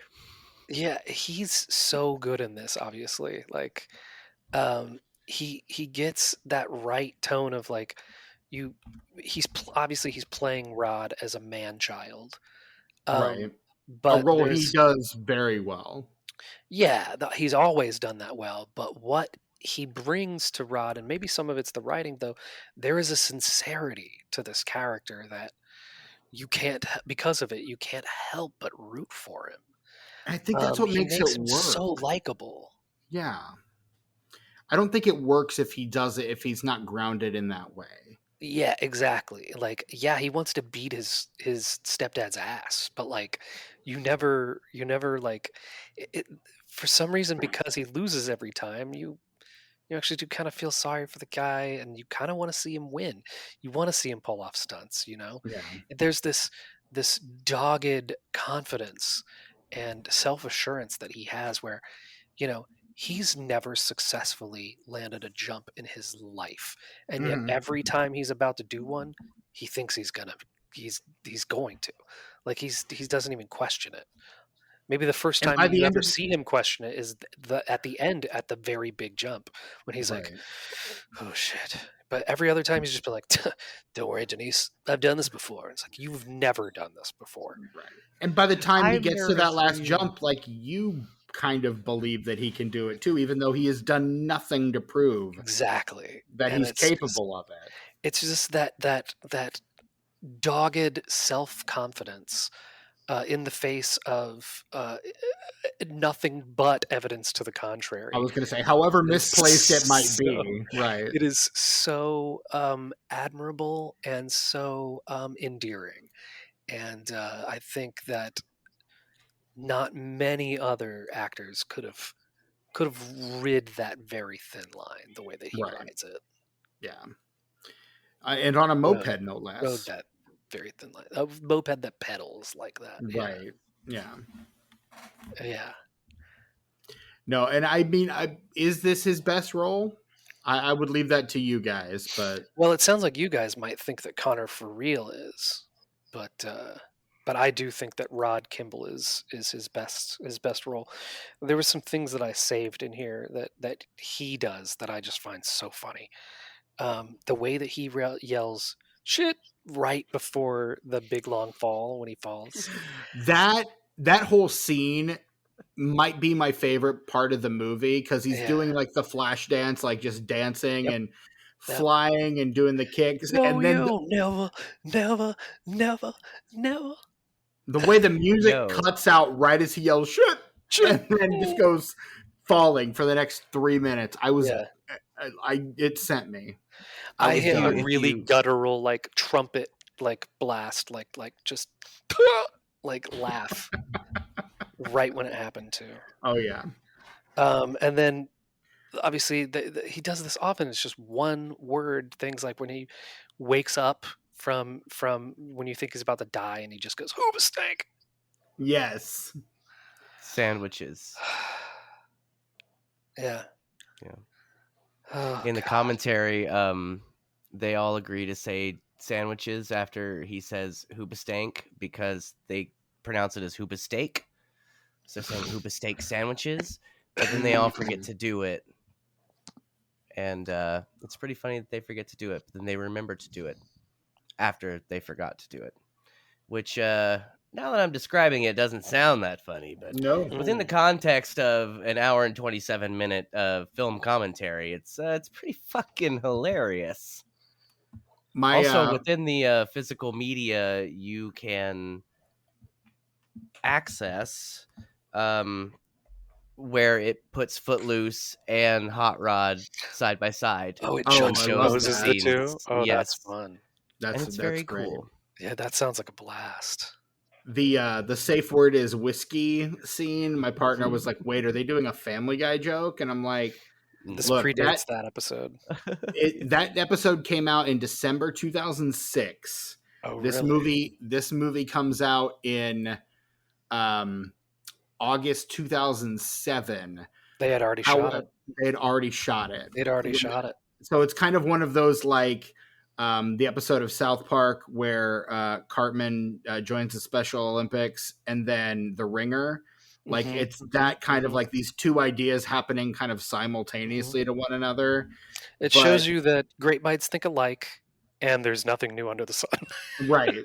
Both of those things simultaneously. And I mean, Family Guy obviously got a lot more mileage out of that joke.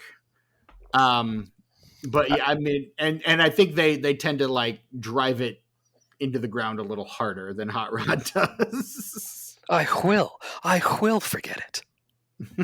I think that they're two very different plays on the same joke. So to me, like, I mean, it's the same idea, but I don't really consider them like similar. It's kind of like Pootie Tang and Undercover Brother. Like, there's some similarities, but like they're not in any way alike, really. Well, they're both parodying the same kind of thing. Yes, Sign but your the pity on a films running are- kind. Dude, yeah. Exactly. Like they're not. I feel like it's that kind of thing for me. Yeah. Sarate. Wata. Hot Rod. I wish I had a fake mustache to put on right now. Well, that's too bad. You can borrow that my you don't. real one. You do have a majestic mustache right now. No, I I'm gotta known for say. it. I love it. How do you keep it during the winter? Like, I rock the stash in the summer, but it gets too cold for my poor little face in the winter. I'm not an outdoors fella, so Oh, the only time I'm outdoors okay. after the weather drops below 55 degrees is just the walk to and from the car. There it is. I stay indoors. Yeah. That's fair. It's not my way, but damn it if I don't respect it. Not doing it. What else have we to say about 2007's seminal Gosh. comedy cult classic Well, Hot Rod? How don't- long you got? Yeah, I don't want us to get out without giving Chris Parnell his flowers and at least touching briefly on Jorma as well. So Yeah. Well, and if we're going to mention Chris Parnell, I've been wanting to say this the whole time, but I haven't really found the opportunity. And now that I've hijacked the conversation, I can say it. We were talking about how Seth Meyers was a writer on this film. He's credited as a producer, but he did write all of Chris Parnell's dialogue. That's that's his main contribution to this film is Chris Parnell's dialogue. And the boys say that like they asked him to write this on like a Friday, and like Saturday morning before they woke up, there was like 10 pages of dialogue for Parnell. yeah. Like boy was on it. He was like, got you. Bam. Yeah, just so good. And Yeah. and Parnell's god damn, so good. Um, Very Boner Police. underrated performer, Chris Parnell. Well, yeah. Well, it's just especially in terms of getting a guy to do line readings very straight Mm-hmm. and know the right tone to get them to still be funny when you're delivering them as deadpan as you possibly can. Like he does He's that kind of a in master of that. I think that is played to its absolute perfection in 30 Rock as Dr. Leo Spaceman. Yep. Like Dr. he's got Spaceman. Dr. Spaceman. He's got that. Like that is so perfect. His delivery of just the most absurd things. Like he does it to some degree in like Anchorman and this even like He's good he's at saying some pretty Anchorman. absurd shit here. Walk Hard.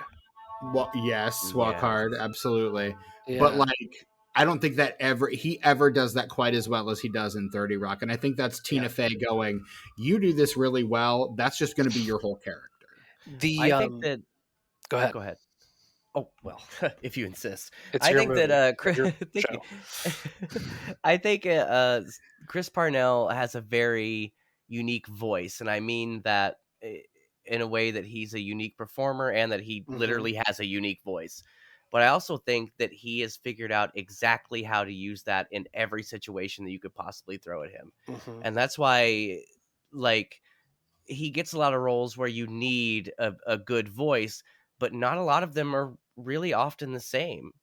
Like he does a lot of voiceover work, a lot of animated shows and stuff, and none of that shit is really he's doing the same thing, but he's like it's his voice, but Mhm. he's always doing something a little different. And I think that's for me that's what is really impressive about Yeah, Parnell. especially like you mentioned, like Rick and Morty is a really good example. Right. Like that's a Bless little you. more heightened, than stylistically than some of these other things that we've mentioned. But it's kind of like a pitcher changing speeds. Like it's the same pitch, but what really throws you off is when you're able to change speeds, and that's kind of what he's doing. Like it's still the same thing, but the modulation is different. He knows how to fit the material and kind of adapt a little bit to fill in the edges. He's a very talented guy, really talented guy, Agreed. Who happens to have a fantastic voice. and the Calvin pissing tattoo bit is one of the absolute funniest in a movie with so many good sight gags.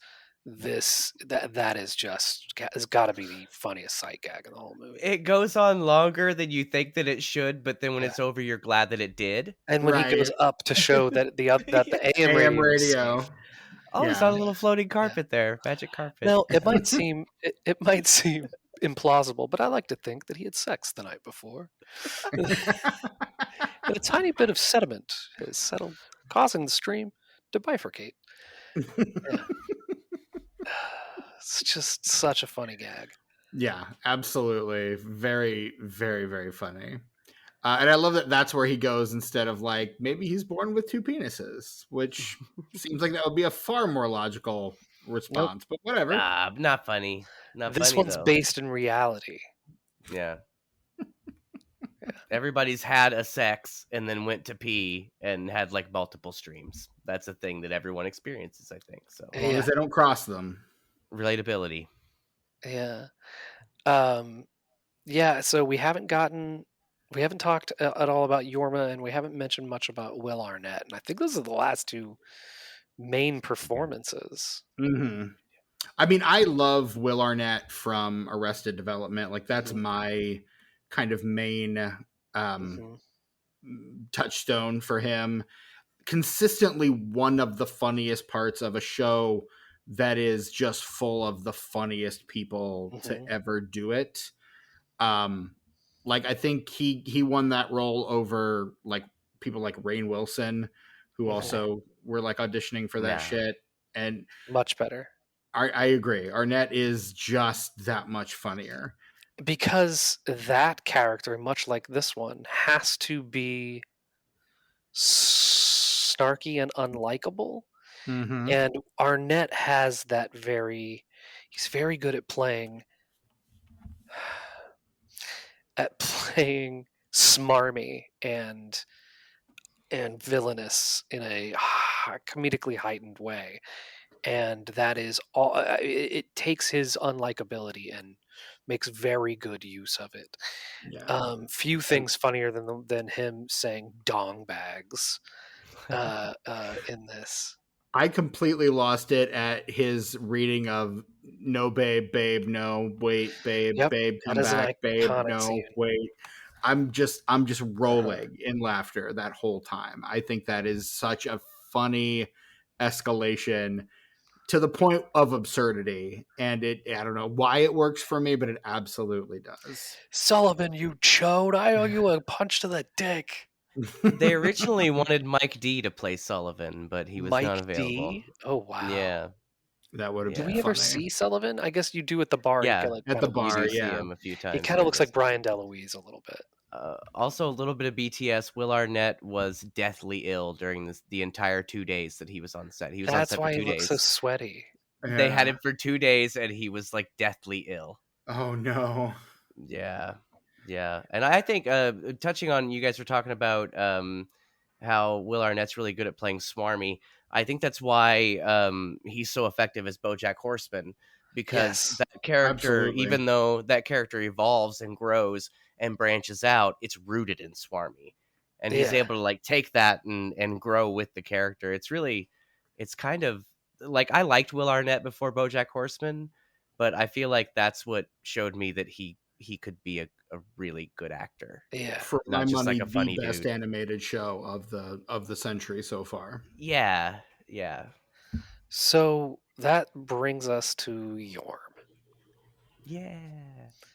Yo. The unsung hero of the movie, I think. If Danny McBride is the scene stealer, the standout, and Rod is the main character, I really think that Kevin is the unsung hero of this movie. He has so many funny line deliveries. And those Heelys are a whole other character too. Oh Like, my god, the Heelys. The way that he is just so in love with Rod, just looks up to his older brother, half brother, so Half-brother. much, and just wants his approval in the same way that Rod wants his dad's approval. Right. And Yorma is just so fucking funny in this. Like in the way he consistently indulges Rod and all, like in every respect, like it's both like pathetic and endearing all at the same time. Yeah, he get right before the jump, he gets the new Evil Knievel outfit. Mm-hmm. Kevin's like, "You're gonna look like a champion in that, Rod." there's like 90% of this movie is Kevin asking Rod if he's okay. Yeah, Even during scenes where he's lashing out at his dying father, Yes. he's saying, "Rod, are you okay?" Speaking of the scene where he whips out the baton and smashes the Yeah. lamp, the extended version of that is so much better.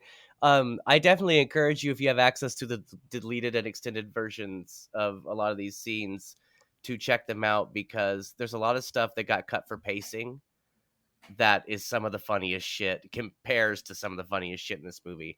And the extended version of that scene is one of them, because he breaks that lamp, he breaks the other one, and in the release, that's where it cuts. You don't even see him break it. You just see him move his hand and you hear the sound. But in the full cut, he breaks another lamp, and then he walks over to where the rest of the family is, and he breaks that lamp, and then he goes to break a final lamp on the way out, and Sissy Spacek picks it up and like yanks it away so that he can't break it.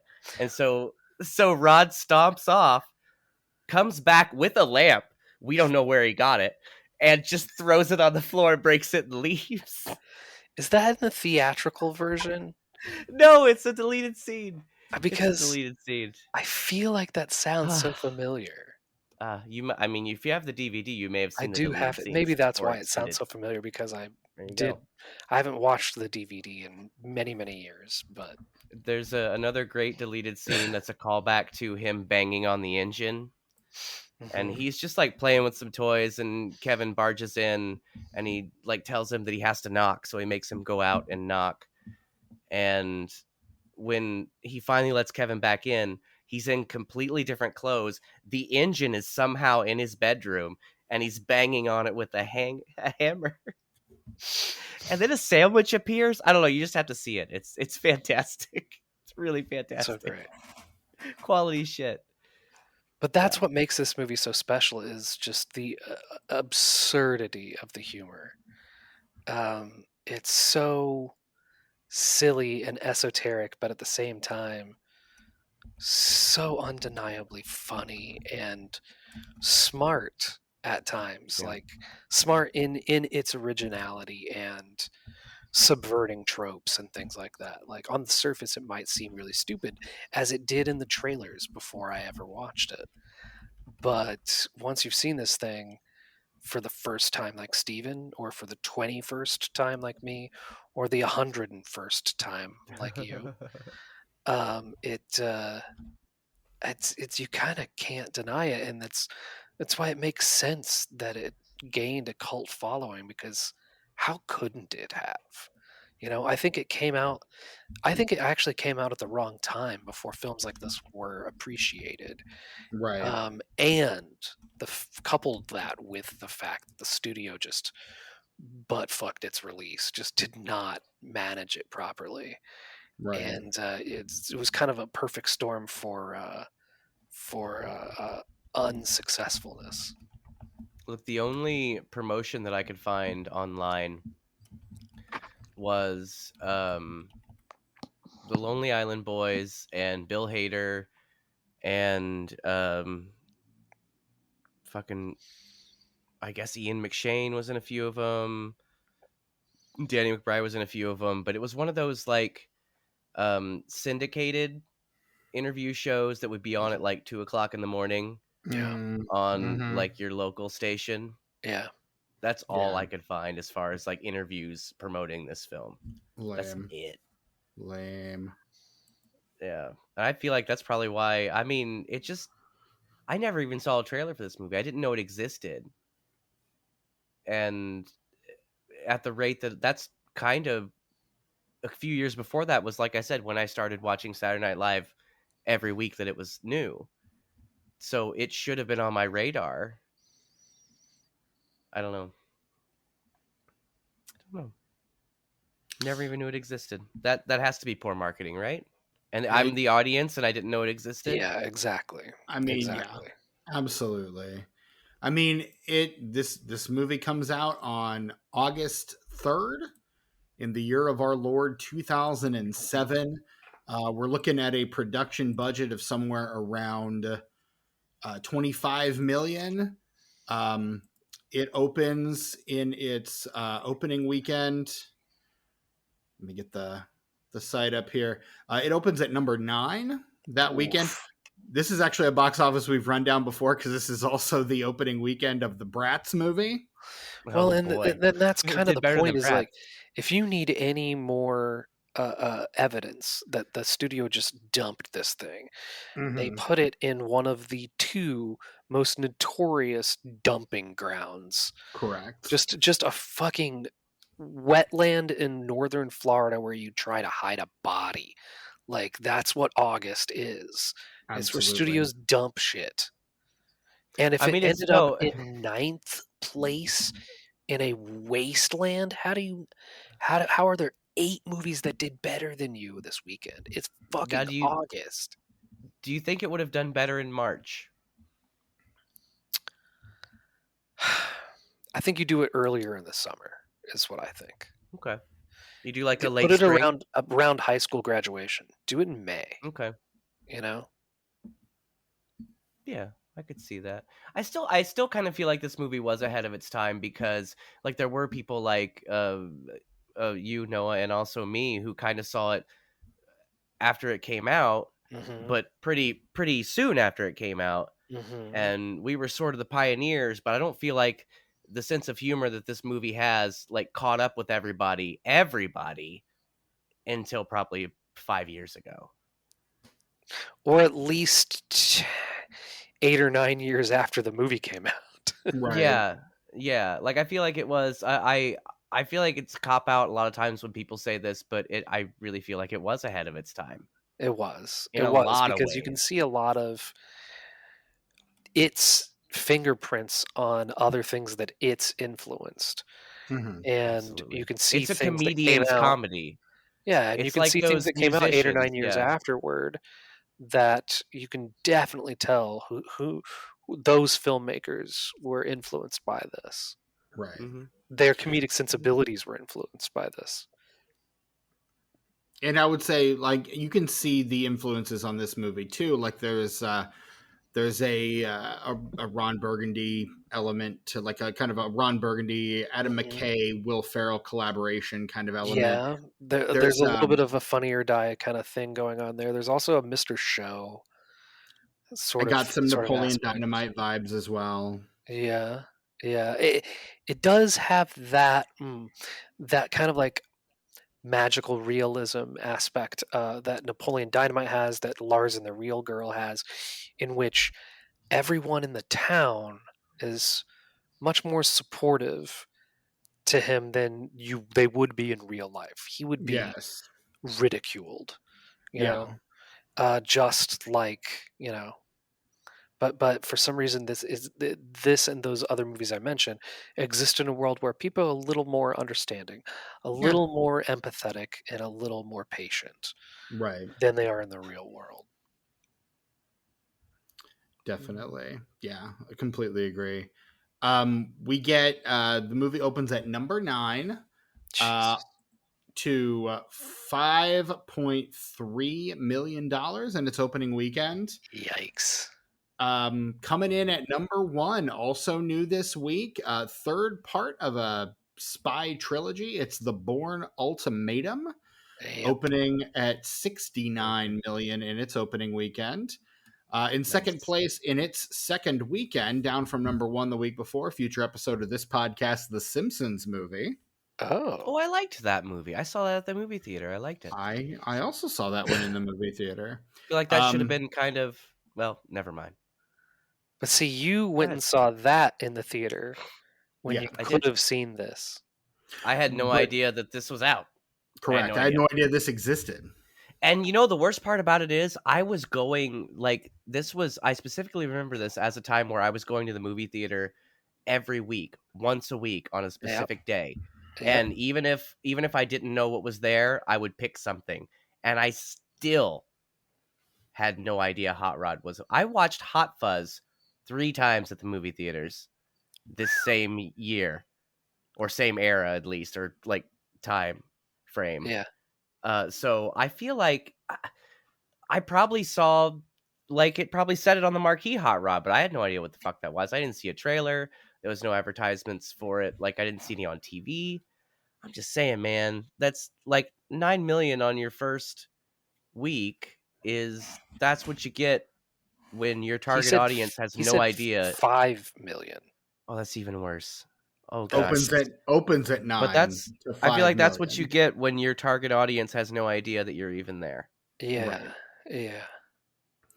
At number 3, another future episode of this podcast, Underdog, new this week, starring Jason Lee as Underdog. Oh boy. We did a live action Underdog movie. That's a thing that happened, and we all let it happen. 2007 was a wild time. Speaking of wild times, in 4th place, we've got I Now Pronounce You Chuck and Larry. Hey. Talk about a movie that would not get made. No. And probably shouldn't have been made then, to be honest with you. Well, yeah. In 5th place, we've got Harry Potter and the Order of the Phoenix. That's been out for 4 weeks and has made $261 million. Which one is that? Is that the second one or third one? It's the 5th one? Oh, I don't care. The third one's the only one that I like. Third one's the best one. It's really like, good. I give zero shits about a Harry Potter's. Yeah. 0 shits, but that's a good ass movie. In 6th place, a movie based on a musical based on a movie. It's Hairspray. Wow. Hey, John Travolta in the divine role. Inspired Yep. casting. I love that. Still haven't seen it. Well, wait till you see it, and then you can tell me if you think still think Okay. it's inspired. Musicals are risky. My favorite film of all time may be a musical, but I generally don't like musicals, so We've had this conversation before. It's just a little risky for me to, I don't know, and I just really like the original Hairspray, so to add music to that I feel like would just be distracting and stupid, so I'm just scared to see it. My favorite film from my favorite decade of cinema is a musical, so I feel you. It's I feel 1972's Cabaret. Okay, that yeah, all right. That movie is a fucking masterpiece. It is. It's your jam. It is a masterpiece. I do. It's great. Jam. In 7th place, No Reservations. What if there were no reservations? What if no reservations existed? What if they didn't have any? That's the Aaron Eckhart, Catherine Zeta-Jones cooking movie. Oh, that's what Aaron Eckhart did. Man, this is getting depressing now. In 8th place, speaking of depressing, in 8th place, opening just ahead of Hot Rod in its 5th week, Transformers, which has so far earned $296 million at the box office. I love that for them. I saw that one in the theaters as well. And then Hot Rod. And then in 9th place, we've got Hot Rod. And in 10th place, see our previous episode on Bratz. Jesus We did watch that movie for some reason. We did. Barbie. We watched it for Barbie. Oh, yeah. We did it for the Barbenheimer week because it's a movie about dolls that bombed. Ooh, that's clever. I like that. You didn't seem to think so at the time, as I recall, but I'm sure I did. But yeah, there's your top 10 for that week, and in 11th place, Ratatouille in its 6th week. So there you go. The tomatometer score is rude as fuck. Rude. Tomatometer score 39%. Wow. Critics consensus: Hot Rod has a brazen silliness and a few humorous set pieces on its side, but it's far too inconsistent to satisfy all but the least demanding slapstick lovers. Oh, fuck off. Fuck off. Golly. The Metascore is slightly better at 43 based on mixed or average reviews from 27 critics. Tucker, care to take a stab at the Letterboxd review? Look, the Letterboxd I know score? I'm putting my faith in the wrong group of people. You preamble this every week, I feel like. I want to guess also. Okay. When he's done. I'm going to... Oh, I hate Letterboxd. It's like, so do people not like it for a meme, but do they double down on the meme and just be honest about it is my... Oh, gosh. I'm going to say this is between... Oh, I hate doing it this high. Oh, I hate going past the 3.5. I'm going to say between 3.5 and 3.9. All right, Noah? That's too high. I'm going to say 3.2. The current Letterboxd ranking as of 10:14 p.m. Central Time on 11/23/24 is 3.5. Oh, what is up? Wow, you didn't let me down, Letterboxd. I assumed you would because you fucking suck. But you didn't let me down, and I appreciate that. It's a 3.5. Noah, as our guest, out of 5 stars, how are you ranking 2007's Hot Rod? I looked at my previous Letterboxd review of it last night, and I gave it a 4. And I think throughout all the years since watching it, I got to bump it up to a 4.5. It's damn near perfect. That's fair. Totally fair. Tucker, what about you? Similarly, when I first saw this, I probably would have given it a 4. But as the years have passed by and I've noticed all the nuances of it and the small things that you notice when you see a film so many times, it's grown to a full fucking 5. Okay. And that's not a 5 out of 5. That is a new category, a full fucking 5. And like both of you said, this was my first time watching, and so just like the two of you, I landed at a 4 on this one. Will probably raise in my estimation as I watch it again. I'm a 4.5. And I'm a 5, so fuck you talking about, Steven. So you That's- hated it. That's what I'm hearing. Yeah, So why do you hated hate it. this Why do movie, you hate this Steven? movie? There's so Fuck, many dude. good people in it, Steven. I don't understand. Like, Look, What's I'm the not gonna. average? The average is a 4.5. Okay. I gave it a I'll say 4. that's- You gave it a 5. Noah gave it a 4.5. So the 4.5. average is a 4.5, There you go. I love that. which is nothing to sneeze at. One of the higher rated films we've covered on this podcast for sure. Yeah, dude. I'm Yes. certain of that. Yeah. So there it is. That is our episode on 2007's Hot Rod, directed by Akiva Schaffer. Noah, thank you so much for joining us for this one. This has been a treat as it ever is. Thank you. I as long as I'm here, I want to plug the fact that my show is back. So the last Yes. time I was with you guys, we were still on our long hiatus, but the film Harmonic is back now. We just put out episode 84 last night. Nice. And so the format being, the first half is new films in the theater. So we discussed A Real Pain and Amelia Perez. And then the second half of the show is a Pick Six segment where we discuss our personal lists of the 6 best films in a different category each time. And we've been doing a lot of retrospectives lately. So we did the 6 best films of 2004 most recently. So yeah, nice. so check us out, the Film Harmonic, wherever you get your podcasts. They're there. Definitely. Definitely. Yeah, absolutely. Check that out. You have a social media presence at all, or are you just like We fuck are at social the media? Film Harmonic Pod All right. on Instagram. Fantastic. Nice. Thanks. Fantastic. Yeah, definitely go check them out there. As for us, we are the Disenfranchised Podcast. You can find us on not every, but a lot of social media platforms. I can tell you definitively not Twitter anymore. Fuck that. Deleted that app. You went to Blueski? Oh yeah, we're all over that place. See, it's Blue Ski, Steven. I still call it Blue Sky. Blue Sky. Boy, I oughta. Okay. I just know how to spell, but whatever. It's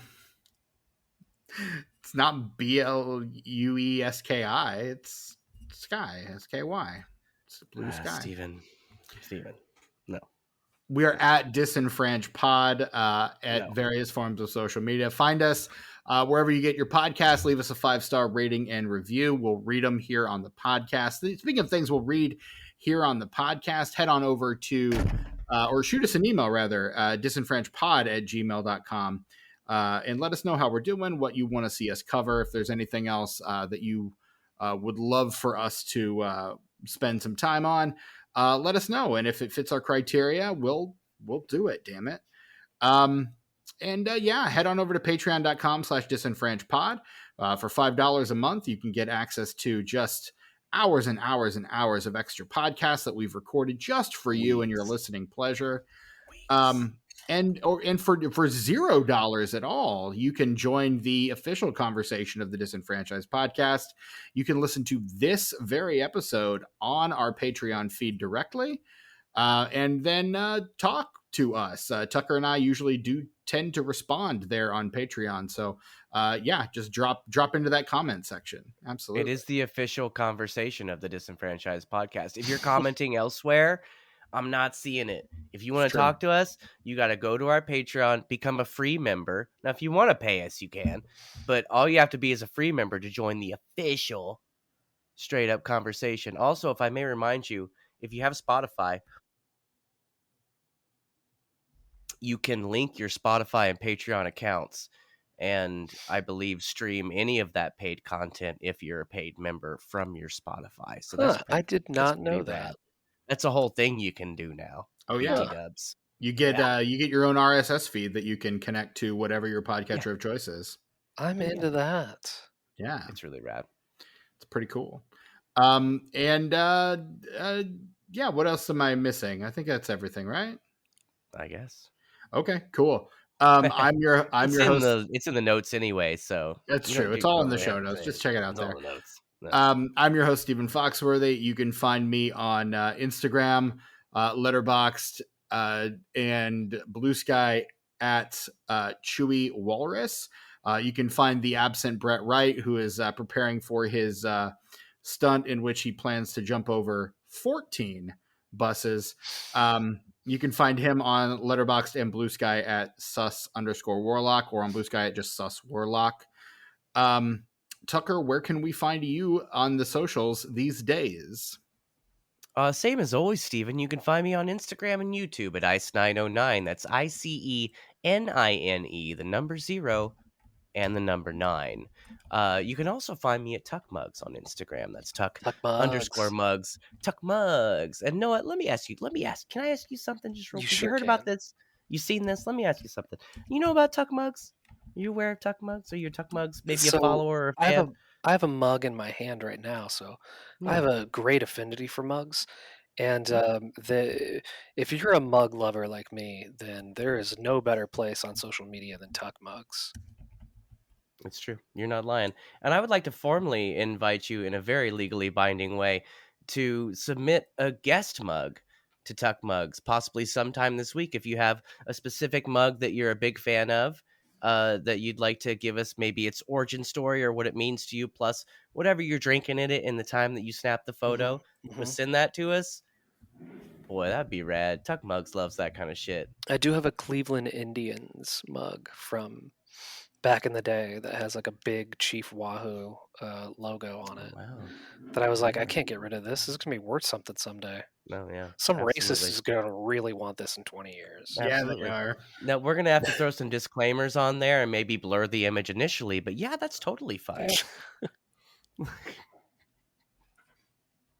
Absolutely. No. And not only this invitation, not to make you not feel special, Noah, because I am directly asking you, but also anyone in our audience that is either a follower of Tuck Mugs or who maybe might become a follower of Tuck Mugs, you can send us a guest mug. Yeah. Same terms apply. Just send it, either DM us to us on Instagram at Tuck_mugs or email it to disenfranchpod@gmail.com.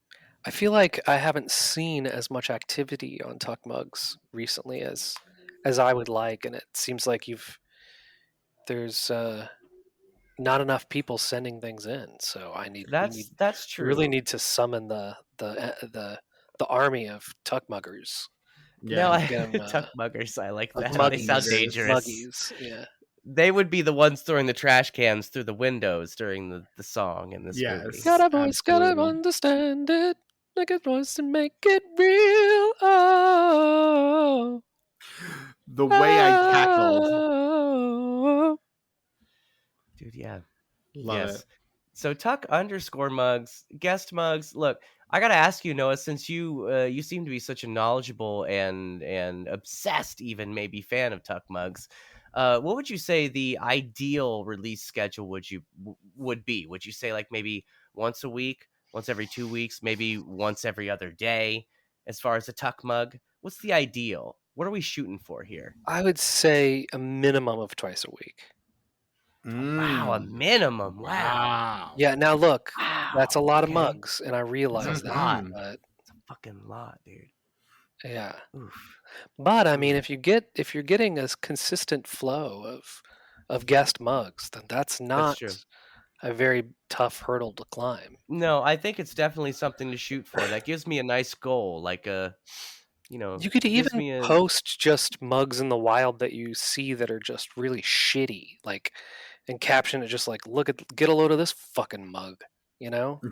Idiot mug. Yeah. At the Savers. We got the Savers in the mug section. Look at this stupid container for water. What do you mean live, laugh, love? Fuck off. Mug. Out of here with that shit. Don't talk to me until I've had my coffee. Get out of here, Garfield. Kathy, a number of comic strip characters. Get out of here. Ziggy. Get out of here. An infinite number of comic strip characters. Fuck off. Yeah. Anyway, but if you like comic strip characters and you have a special mug, please send it to us as a guest mug at Tuck_mugs or disenfranchpod@gmail.com. That's my socials, Steven. Well, that is just great, Tucker, because that is our episode. We're wrapping it up here, bringing it in for a landing. And so that's it. That's the episode. Go home. This has been the Disenfranchised Podcast. I'm your host, Stephen Foxworthy. For my co-host, Tucker, the absent Brett Wright, and the very present, very special Noah East. Until next time, stay funky fresh. You guys, pools are perfect for holding water. Hoobastank.